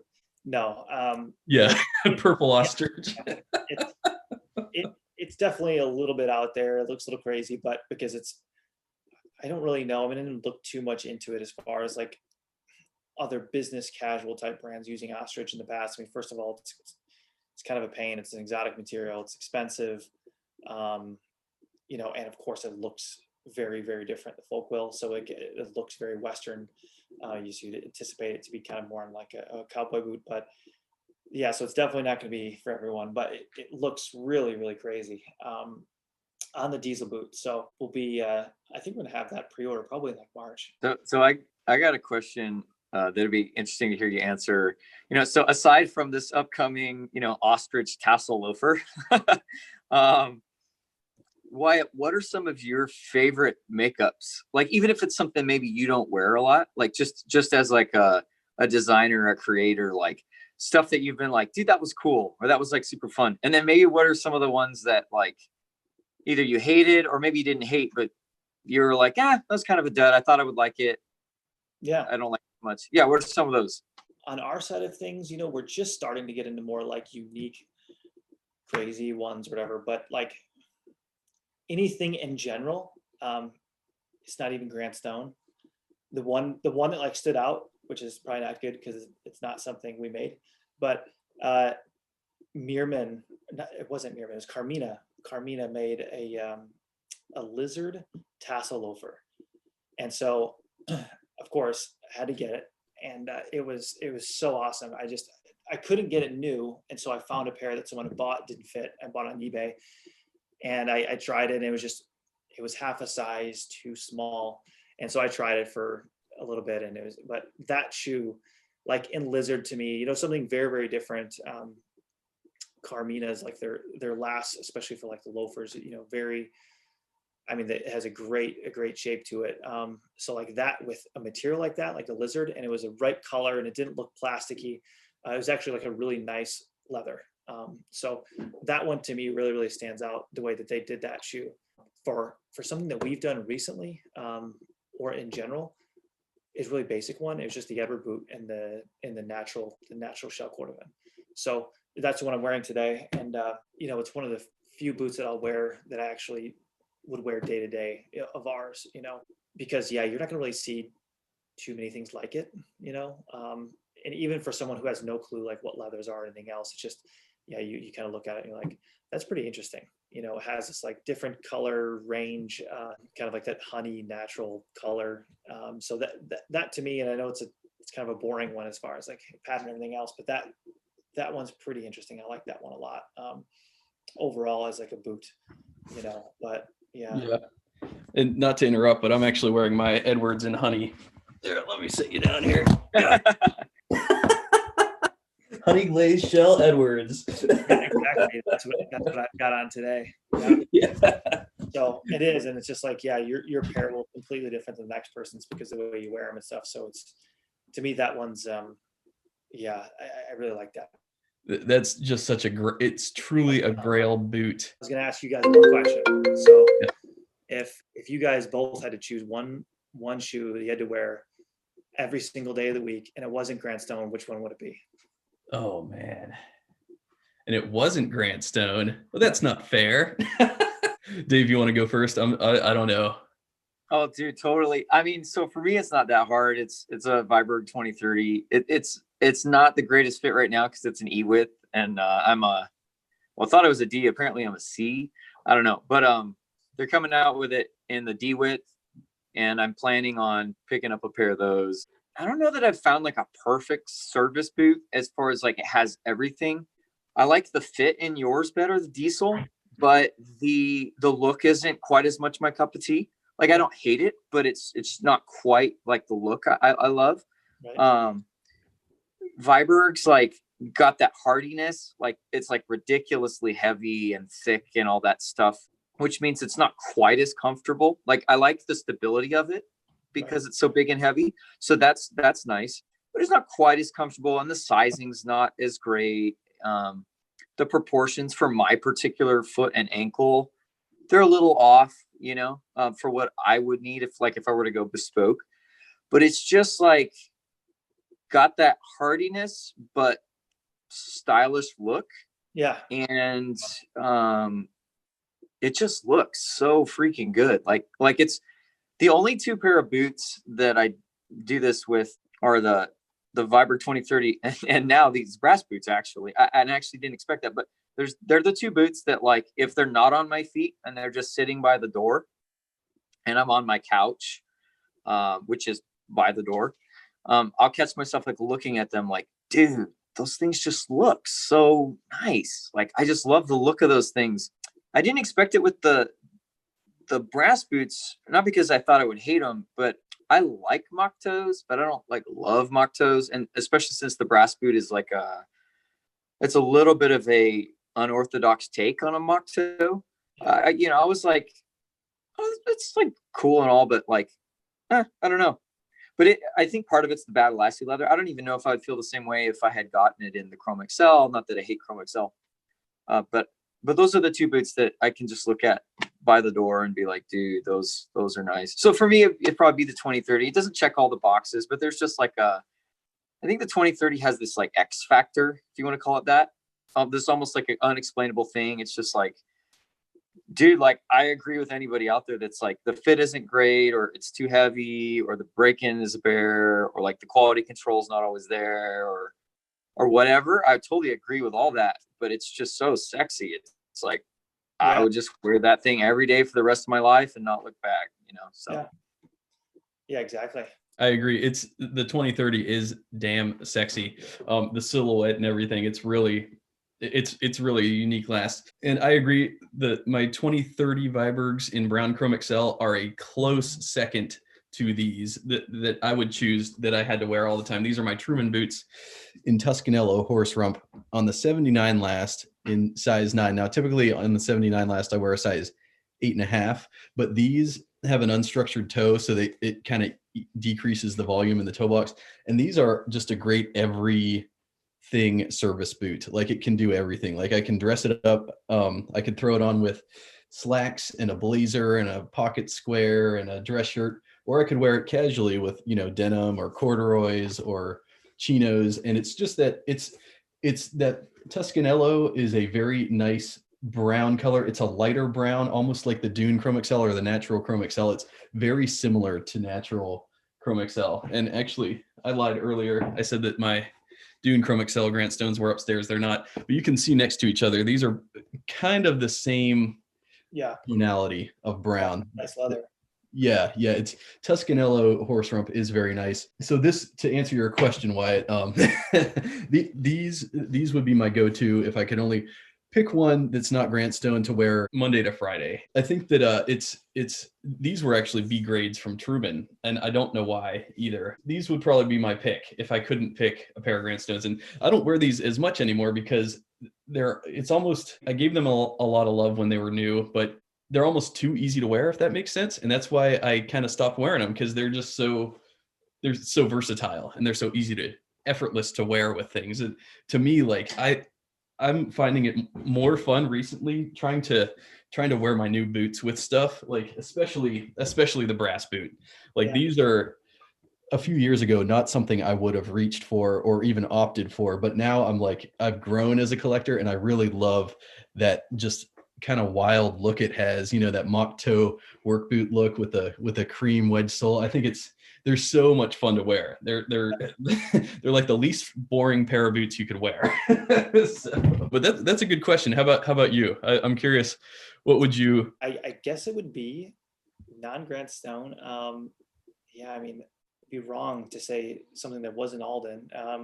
Most likely one shoe I haven't bought yet, and I need to get from, the Depacas at Shoe Mart. They always carry all the widths and stuff. Is I'd probably just get a color 8 tassel loafer, Nice. and just do that, because they have all the widths and everything, and probably that, it's kind of like the 2030 or something. I mean, it's kind of just, when you think of a certain style, or they created it, you kind of look at it and go, yeah, it's, even though I don't really know why, that's kind of the way it should be. It's kind of the way it should be. And then but the color rate, that color too, is absolutely amazing. So probably, and they just stock it. So probably do that shoe. Nice. That's good. That's definitely a good pick. I'm not a tassel loafer man myself. I do like the look of your loafers though. I will say, I like regular penny loafers. The tassels to me have always just been a little too much, kind of like ostrich. It's just a little too much. I do like more of the, like Dave has talked about, the plain toe look, and the more classic, the mock toes and the cap toes and things, and the occasional wingtip. But the tassel loafer, I think we talked about this in our last talk. It reminds me of like the shoes the doctors used to wear. Like, right. My doctor, when I was a kid, always had tassel loafers on, tassels flopping around.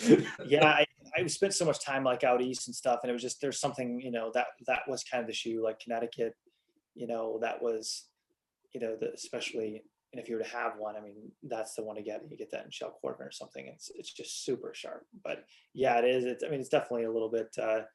Especially like in the Midwest and stuff, it wasn't something for a long time that people would even consider wearing. Where it's more like a coastal, especially in New York. Out east style pattern. Right. That's true. And speaking of Connecticut, this is way off topic, but my wife and I, we recently took a road trip to Maine to see the in-laws, her parents, and we stayed in Maine in a cabin up there. And on the way up, we stopped in Connecticut and we saw like some of the cool places to see. We actually ate at Mystic Pizza. Have you ever been there? No.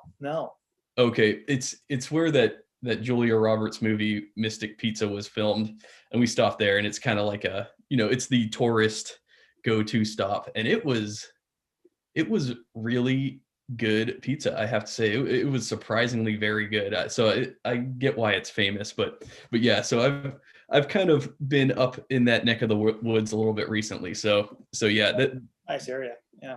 Very nice areas, very nice walks along the water there, very cool like bridges and stuff. And we stopped by what's the university there? I think it's Yale. Yeah, but there was a lot of cool stuff to see along that way. Once you get past, because I'm in Maryland, so once you get past New York, it starts getting real scenic and real nice drives up there and everything. So exactly. But I will say in particular, I think a lot of guys are going to be excited about your color 8 Chrome Excel that you're going to be running. That's are you going to be doing that in a diesel or in an Ottawa or both?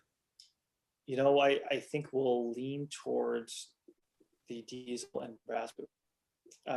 Okay. Most likely. And so I like the color 8. You know, I always had kind of a hard time with it because the color 8 Chrome Excel is a completely different thing than like the shell. The shell has this dark black, purple, you know, take to it, and like the undertones are kind of burgundy purple, where like the color 8 is more like a reddish purple, you know, and it doesn't have that deep black color to it. So it's definitely not my favorite. And so it was like, but once you hit those few first colors, and then if you put it on certain makeups, it looks good. You know, it's something different. It's something different. But, you know, it's just not exactly fair to compare it to, you know, the shell color 8 thing. So it's like, you know, but as a burgundy, it's a cool leather. It's a cool leather. But I always kind of did that. I always kind of compared. It's like, well, color 8, you know, we sampled it years and years ago, and it just comes off kind of like purple, you know, reddish purple, where like the color 8 shell starts off almost like this mystic black purple, and kind of lights up, you know, with time, you know. So but it'll look good on a boot, that's for sure. It does. I think a good word for that specific shade of reddish purple that it is like ox blood. And not to do a shameless plug on my video today, but I did get my color 8 shell next to my color 8 Dublin, next to my color 8 Chrome Excel, and you can see the variation between the three, because the color 8 Dublin, they use the same tannage liquors as they use in the shell cordovan. So it's that very same dark burgundy, almost chocolatey black burgundy going on, very dark. But then in the Chrome Excel, it's like bright, vibrant, almost like a neon purple. Yeah, oxblood's a good word. It's just, but it's very vibrant, and I have color 8 Chrome Excel Vibergs. It's a fantastic color. Dave, you have those as well too, so I know you love that color. It's color 8 in general. It like you guys said, it's like different with the shell and the Chrome Excel. I have Chrome Excel boots in color 8, and then I got this Ashland leather Capone in color 8 shell, and they both are great in their own right. But I like them both, no matter if you have the that's right, I forgot. So you guys sell Ashland as well. So Capone too. Yeah, they're great. So color 8's great, whether it's the Chrome Excel or the shell or the Dublin, because I find that they all kind of hit the intersection where there's like this sea of color, and there's like black shades and purple and red and a little bit of brown, and like depending on the light. So they tie into way more than a lot of people would expect. I think people, when they first get into footwear, they're like, oh, that's kind of loud, and I don't know if I could pull that off. It's kind of red or purple. I would never wear red or purple. And it's like, you got to think of it like brown or almost like black. It ties into everything because it has all those undertones and overtones of those other colors, even though the primary might be more of like a eggplant or a purple or a red. Like even though the primary might be that, it has enough like streaks of black or undertones of brown or whatever I've actually had people like comment before, like actually when I got the color 8s, my wife was the first one. She was like, why would you buy another pair of the same exact boot? I was like, they're not, this one's brown and this is like a burgundy color. I put them next to each other, and she's like, no freaking way. She's like, I just totally thought it was like dark brown, you know? So put it next to green, like an olive pair of pants, and you're like, oh, that's definitely like a red purple tone. But you put it next to some other colors, and you could walk around all day and people don't even realize you're wearing burgundy. So it's a great color. Yeah, I love color 8. Color 8 really is, I mean, it's ubiquitous. Everybody uses it, but for a good reason. It's such a classic color. And, you know, Alden, you know, those are the two colors that they stock around the clock, is color 8 shell and black shell, you know. And that's why I think getting Maduro shell is such a nice like departure from that, because I like that chocolate brown, you know what I mean? Like and oh yeah, you're smelling the wallet. Oh yeah, I was just smelling my wallet. Like, it's such an amazing smell. Yeah, I have the Ashland. It's a bifold, and it's in amaretto shell, and that is Tony. Yeah, you were telling me the other day you got the Tony the Ant. That's awesome. Yeah, and Tony then you got your Frank, right? Your Frank the Enforcer. That one's cool too. Yeah. I have the Tony the Ant, in amaretto shell, and then the Frank the Enforcer in black marbled shell cordovan.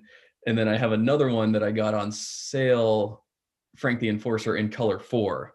And color 4 looks very much like color 8, just drawn back a little bit. So it's more of a ruby red, I would say. So those are some good shell colors, I would say. Wyatt, if you ever get the chance to do any makeups on amaretto or the marbled shells, I'd be all over those. I'll tell you that right now. I personally really like the marbled stuff too. Yeah. You know, the black marbled, the green, that stuff it's super sharp. Definitely not for everyone, but yeah, it's very different. It's very different, but it looks great. Looks great. It's so brilliant to look at. It's just got such a depth and so many colors. I think it's mostly fascinating to see what goes into black shell. You know, there's actually a lot of green in black shell, you know, a lot of green pigments. And speaking of Meerman earlier, Meerman was doing that run of those marbled shells.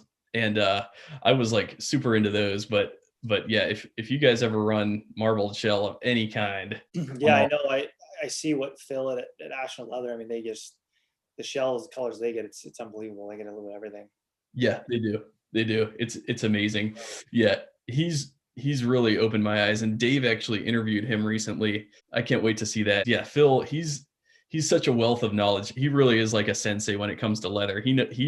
Because he worked at Horween, so he knows like intimate details about this leather that most of us would never conceptualize. Yeah, actually, Dave sent me the video from a couple years ago where Phil was talking to, I want to say it was a chemical engineer. He was essentially going into the intricacies and the details of how they make chrome tanned leather, and it's essentially combining metal, infusing metal into the leather to make it a more durable product. And I had no idea about any of that, so I just thought that was the coolest thing. Yeah, so long story short, Phil is the man. Yeah, I'd like to interview him one of these days myself. I think it would be cool to see. Or wait, you already did that. Wyatt and Phil, you guys did have a talk already.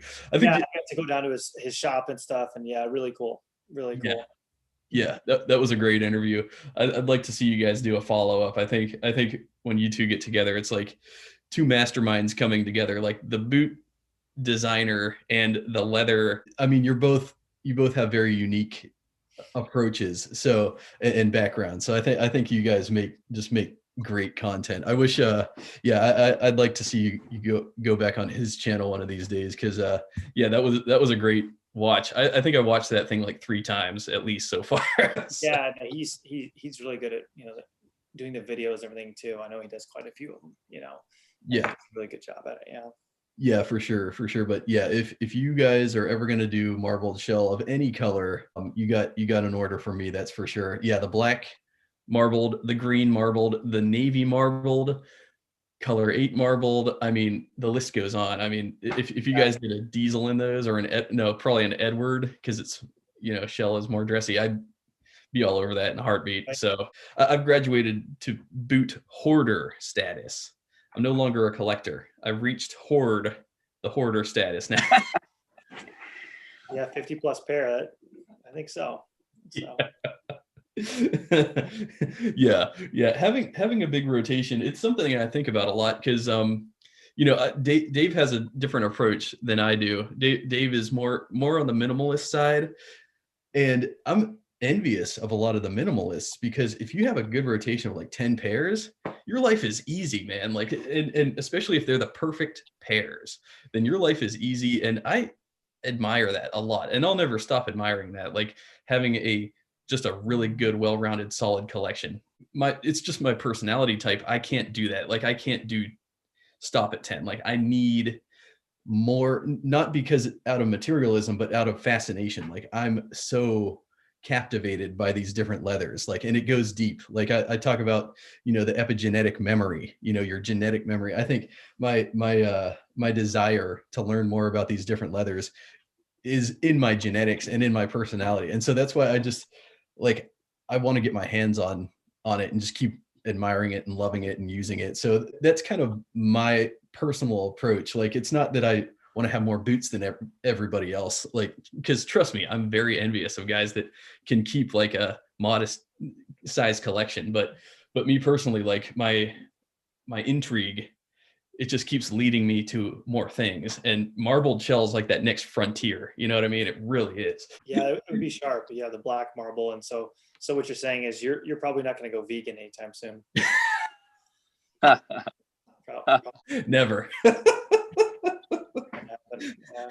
If I lived a million years, I wouldn't spend a single day of that vegan. Yeah. Yeah, there's benefits of both collecting styles, right? Like, so, you know, yeah, clearly some of the benefits of like not having that many, right, is like, you know, you don't have to sift through as many, you don't have to take care of as many. You kind of dial in what you want and you go for that. You know, if you like patina, then the patina comes faster, you know, because you're getting a wear on a pair of boots like once every day or two, as opposed to once or twice a month or less, you know, so that's cool. But then it changes you too. Like there's other ways that like you're limited as far as one, like, you know, I love leather too. So that, like, I kind of vicariously lived through you, Dale. Like I just love seeing all these leathers, you know. Sometimes I wish in a different life I had, you know, like lived in like or some other universe where like I have a totally different like life, you know, I could, you know, work in like a tannery or something. That'd be just so cool. But then like also it sometimes obviously, you know, honestly, how fast my boots and stuff will gain patina is kind of irritating, right? So like there's certain leathers that I just don't get into anymore just because they'll just get patina so fast. And if I'm wearing them like every other day, I feel like you kind of run the course in a few months or 6 months or whatever. So like I've begun to really grow an appreciation for certain leathers that age very, very slowly, like whether it's like calf. I feel like the saddle tan's kind of like that. Granted, like, yeah, it is a veg tan, so it's not super slow, but it's slow enough, I've found so far. Shell cordovan, stuff like that, stuff that like has a really long life as far as like it will continue to change for 10 years. Whereas something like Chrome Excel, not that it doesn't change at all, but 10 years later, it more or less looks the same. Yeah.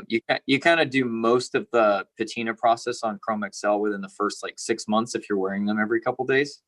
And after that, it's like, you're done. You know, now it's pretty much the same, more or less, you know, but the calf, shell, certain really like hard and hardy veg tan leathers, you can enjoy those for like years and just keep watching them change.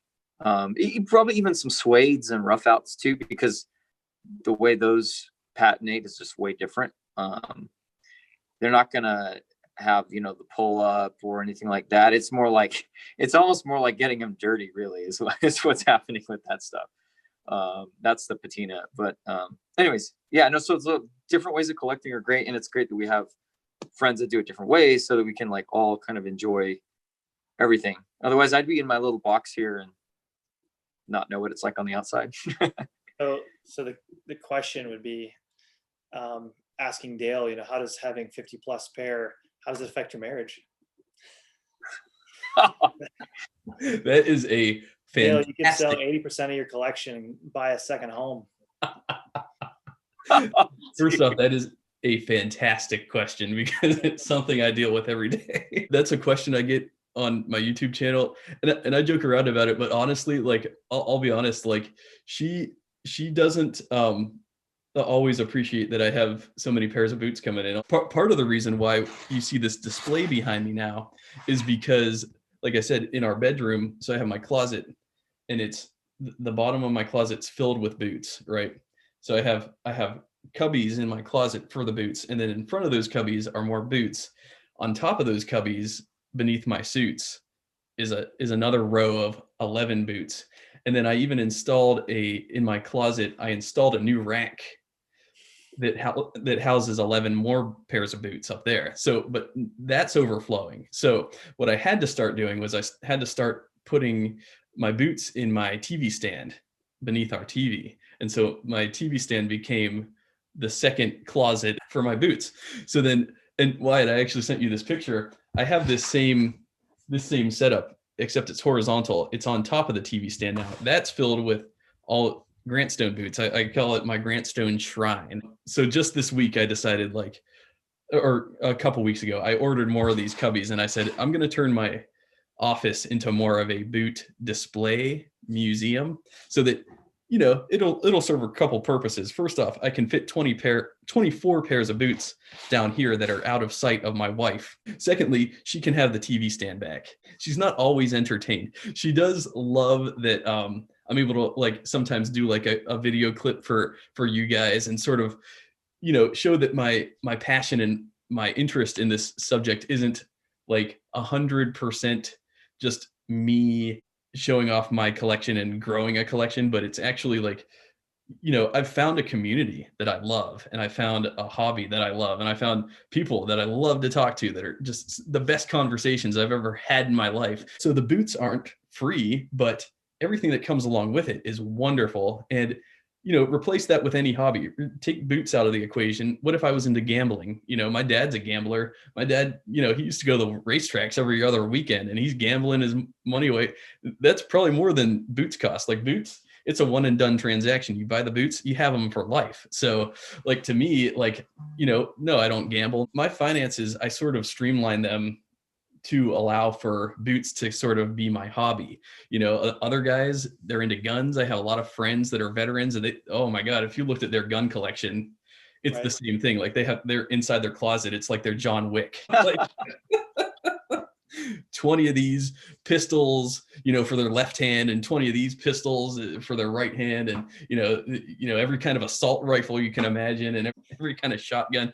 And so, and not to mention, I have other friends. I have one friend who, he's really into guitars. He has a $50,000 guitar, a $30,000 guitar in his basement. So it's like, yeah, you know, I think guys, I think we tend to be like creatures that are fascinated by different hobbies and material things. And so long story short, my wife isn't always thrilled by my boot obsession, but she does like that I'm having a good time, and we're soulmates, so we work through everything. There's a lot of worse things. I mean, even things like watches or whatever. Yeah, it's endless. Yeah, it is endless. Yeah. And I can tell you, I had to quit watch buying because I don't have to tell you, these things are way more expensive than boots. Yeah. Boots are much easier to afford. Well, out of curiosity, how do you guys, how do your wives enjoy your, well, why, I mean, this is, you know, your profession, so I'm sure she's okay with it. Yeah, and I have to be careful there, because if I like sports and things, whether it's like, you know, golf or snowboarding or mountain biking or skateboarding or whatever. So it's like, that's kind of my thing. And so I'm careful with like what I buy when it comes to jackets or I like Spear McKay for like that, you know, their blazers and stuff, because the wife's just like, you know, yeah, I was looking at a pair of heels the other day, you know, like, then it's time for her to go splurge on her stuff. So yeah, we try to just keep it, you know, I try to be careful there. Yeah. Wise man. Yeah, you got to let the lady splurge a little bit too. Yeah, exactly. Yeah, so we kind of pick and choose a little bit, but yeah, I have no shortage of shoes, so not too many issues there. Yeah, that's a good thing. Yeah, Dave, how about you? How's your wife enjoying your journey with boots? You know, so like you said, most guys have a thing, right? So like, boots isn't my first thing. You know, at different times in my life, I've been, because I do music, right? So I've been the guy with the guitars. I've never owned $20,000, $30,000 guitar or anything like that. But yeah, I used to guitars, drums, music equipment. Other times it's been comics. I used to like comics and vintage comics. Yeah, different games, like board games and stuff I was into for a while, collectible things, airplane models, whatever. So I've always had stuff. So, and she likes that as long as it's in its place. She enjoys that about me, that I am like adventurous and I like stuff, and that I nerd out on certain things. As long as it stays in its place. So yeah, to my shame, I can say that with those things and boots, there's definitely been some experiences where, you know, our marriage had to grow through my own like selfishness. Like, you know, I like regret those things. I'm ashamed of it, but like sometimes it's like pull the trigger on a pre-order, you know, don't have the talk like, hey babe, what do you think? Can we handle this $300 purchase right now? You know, you just kind of do it and then tell her a few days later, you know, so we've had those instances for sure. So overall, she's like, she likes the hobby. In fact, for Christmas, I got her some Truman boots and she loves those. And like, she's enjoying like us being able to like talk together about that. So overall, she's like, she thinks it's cool. And in fact, like when we got married, that was one of the things that she liked about me, even though I wasn't into this niche footwear at the time, is I would always wear boots. At the time it was cowboy boots. But she just like, I don't know, she latched onto that. There's just one of those like endearing, unique things about me that she was like, I just love how you wear boots all the time. Like not everybody does. Like most people wear other stuff. And so she loves the boots. She loves the look. She loves the hobby. She likes me being into it. As long as I'm not like super selfish and I'm not like, you know, shooting my wingman, which would be her, my wing woman, you know, she's like, yeah, we're one flesh. We're in this together. So like, you know, you got to respect me. And that's totally on point. Like I do. So yeah, I've had to grow in some ways for sure with that. And, you know, put myself last, you know, and I don't always do that well, but as long as I'm doing that, it's all fun and games, you know, and it helps that, yeah, I mean, honestly, like, I don't know what her response would be if I had like 30 or 40 pairs. I don't know. Yeah. But, as far as what I do have, like she's cool with it. And like, especially if it's like, oh, I'm going to get this pair, so I'm going to sell these 2 pairs to get that other pair or whatever, you know, and it makes sense in her mind, you know. The crazy one is going to be like my grail is like a pair of, you know, Viber shell, you know, and it's just like obscenely expensive. Even I like, even as a Viber guy, I'm like, dude, I don't know if that's worth it, you know, but someday I think, you know, maybe I'll do that. So that's the conversation that I'm like, yeah, dude, I don't know. I don't know if she's going to let me do that. Well, I think they still have a service boot pre-order going right now on like a marbled shell. Yeah. Oh yeah. Yeah, no, I can't. Here we go. Can't right now. Yeah, I did it once. I did the Viber shell once for natural, and man, that hurt. I'm not gonna lie, that was like $1,400, and it's hard, especially when you know that other makers can produce them for less money. That's hard. I would say that, yeah, though, if the stars align and you're doing all right and you could handle it, then, and it's a color, a shell that you've wanted for years, then absolutely jump on it. But like my new strategy, I think, is I'm just kind of gonna ride that Grantstone wave, and whenever you guys run shell, I'll just hop on a model, and you know, it's so much more affordable. And I know that the last, there's no question about the fit. I love that Leo last, and or whatever last you run it on, the Floyd last, you know. I'm so excited about those brass boots in Maduro shell, because that basically checks the cigar shell indie box for me. That's one of the grail pairs I've wanted for so many years now, is a cigar shell indie. And I heard recently, like, somebody was doing a run of those, and it was like, put half down now, and you'll get them in 2 years. And I'm like, just doesn't appeal. I'm sorry, but like waiting 2 years and then it just doesn't appeal to me anymore. And that's why I like what smaller makers are doing with it. And if you really wanted, in my opinion, if you like Jake talked about in the last talk we had, he said, you know, if you really wanted a rare shell, he could go to Flame Panda, and for like 1,000 or 1,200, just do a custom pair, you know, for some of these small independent makers. So there's ways to do it that, you know, you don't have to spend obviously $1,500 on Vibergs, but yeah, it all comes down to the situation. It all comes down to the nuances, the price, the last, the availability, all that. I mean, I don't have to tell you guys that. But. Yeah, the price, it's tricky, you know, because it's sometimes, I mean, it just costs that much. And, you know, the way we do it, doing pre-orders, and it's such small scale, you know, the margins you take versus stocking them and doing larger quantities. There's so many things there, and we don't know what we can and cannot handle if we were to stock something at larger quantities. And that would be a new path that, you know, it's a completely different deal, where right now we're kind of like testing the waters for the first, 5 years or something with it, because, as a factory too, I can imagine those guys, buying larger shipments of shell. There's just so many things on the line there. And so it's a totally different business model, where, once you start getting to those bigger numbers, and it's just a different process. And so I can see it too, and understand why sometimes they are that much. And, we were talking about earlier, like a shell wallet, can cost, $325, $300, $400. And so it kind of makes sense sometimes. You think of people buying lots of shell and making it, and 6 months later selling it for 1,400 and stuff. It's like, yeah, I guess it kind of adds up, it kind of makes sense. So someone had to stock it, someone to do this, that. It's yeah, there's a lot there, but yeah, it's a premium material. Definitely, that is true, man. Thanks so much for those insights, Wyatt. It's so great to hear you talk about what it's like from your perspective. I'm on the consumer side, wondering what's going on inside the minds of the masterminds behind these makeups, and I just love hearing your I love hearing your insights into all of it. Yeah, we need to do this again soon. I actually don't have too many other questions, other than I did want to ask you your take on one very serious topic, which are the pyramids. Who, in your opinion, who built the pyramids? And I'll give you A and B. A, humans. B, aliens. No, I don't know if it's a trick question or not. I'll go with humans. Sorry, what was your answer? You said aliens? No, I'm going humans. Oh, dang it.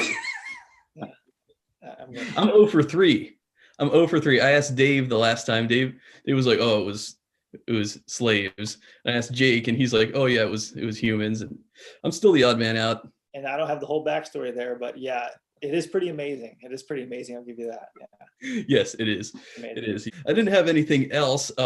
Did you have anything else that you wanted to mention before we close up this amazing talk? Not that I can think. Yeah, thanks for having me on, and like talking about other things too. It's nice to kind of wrap it in. And yeah, I mean, like what we're doing right now with the different products and everything, it's the whole pricing part of it. That's such a, like you said, I mean, what we're doing kind of somewhat direct to consumer, being that we consider ourselves part of the factory and everything else. Yeah. There's a lot there.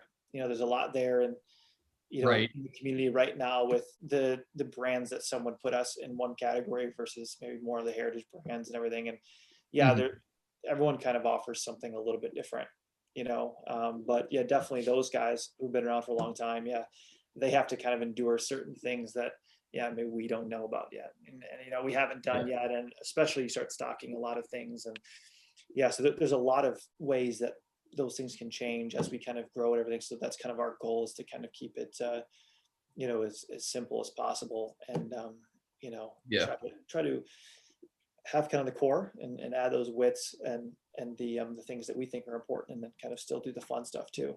Like right. Marbled shell. Hopefully one day we get our hands on some of those shells. Oh my God. If you do marbled shell, I'm telling you, like the buzz and the excitement around that would, I mean, it would create quite the buzz. Like I get DMs every time you guys release a new makeup. If you did marbled shell, it would be like front page of the newspapers, I think. How depressed would you be if it was only in the tassel? Oh, oh dude. I might cry. In fact, I know I would cry if you only did a tassel. We won't do that to you. Yeah. Thank you, Wyatt. Thank you so much. That's very nice of you. You know which one I actually really like that nobody ever talks about is your Oxford. Yeah. It's a good Oxford. Yeah. I mean, I don't know. I just find that a lot of Oxfords are either like super narrow, or they're like the welted ones anyways. Like it's like the extreme opposite, where there's like this massive like shelf. I mean, it'd be like some people's Oxfords. It's like an Oxford, and the size of the welt is like the size of the welt on your diesel boot. It's like huge. So it's a good Oxford. I like it. Yeah, no, I mean, it's honestly, it's something we want it to grow, and because it's not one of our most popular products, but it's that shoe in general. It's very difficult because, I mean, we all know the world, as far as not even just the US, but as far as being casual, going to workplace and stuff. It's not routine for everyone to wear, you know, an Oxford and a suit. So that playing a role. And then also, I mean, it's tough because for the people who do need a pair, they may feel like, hey, I don't need something like with a Goodyear welt, you know, I'll just grab something kind of quick, because that's a competitive market price point wise, and it's not something we can really get into and make some, you know, we can't compete, I guess, when it comes to the $200 whatever, $180, like, because a lot of people who buy an Oxford, black Oxford, even for wedding, I mean, people rent stuff now more than they buy, you know, for even occasions like that. So it's like, yeah, it's a strange little category there. And then you know, you have brands that are near $1,000 that's almost primarily what they do, which is pretty amazing, because, you know, it means people still are out there, you know, wearing that type of attire, and they have a lot of it, and, you know, they're buying something really well made. So yeah, we hope it's something that can kind of grow, because like we introduced the Fairfield Oxford, you know, semi-brogue, still single sole Oxford shoe. My take on it, fits really well. It's, you know, it's got the French calf and all the leather insole, cork, all that stuff made really well. And just, yeah, it does okay. But, you know, that part of it, I'm not sure. I think things change, you know, go back and forth, whether it's people are going to the office again and kind of dressing up a little bit more. I mean, because you always hear that, people always say, you know, friends in like the apparel side of things, and they're like, yeah, it'll come back. And it's like, yeah, I don't know. I don't know if it's going to come back or not. Like, you know, dressing up again and things, like, I guess it could, you know, things do come, you know, go back and forth. So yeah, hopefully it does. Yeah, that's true. And on the Oxford topic, I think it's similar to these black Chelseas. Is Oxfords, I mean, not to go too down the rabbit hole, but like, I checked that box. That was like one of the first boxes I checked. And I love your Oxfords. In fact, I have some black Oxfords from Johnston and Murphy that I bought for my wedding, like back in 2013, you know, like years ago. But I really love the look of your Oxfords. So the problem is I don't wear Oxfords enough to, like, you know, really need to buy a new pair. The Johnston Murphys, they're a little small. I don't love the fit. I have to wear them with super thin dress socks, and even then it's still, that was from the days where I was buying things that crushed my foot still. Yeah, I really like the look of your Oxfords. And you're right, Dave, like people just don't wear them as much, you know, but I think as things start opening up more, hopefully soon here, God willing, that we'll get back into some dressier occasions here, and we could get around to wearing that stuff more. But man, guys, this has been fantastic. I think we should do this again. What are you guys doing tomorrow at 10 in the morning? At 22 hours, let's do it. Yeah, let's just reconvene in a few hours. Let's keep this going. But in all seriousness, no, this has just been a joy. Wyatt, you're such a great personality. No, thank you guys. Yeah, I love hearing your take on things. I love it all. I love knowing what goes on in your brain, because, like I said, you've designed half my wardrobe. So it's something that I think about quite a bit. Like, what was Wyatt thinking, you know, when he made the Edward?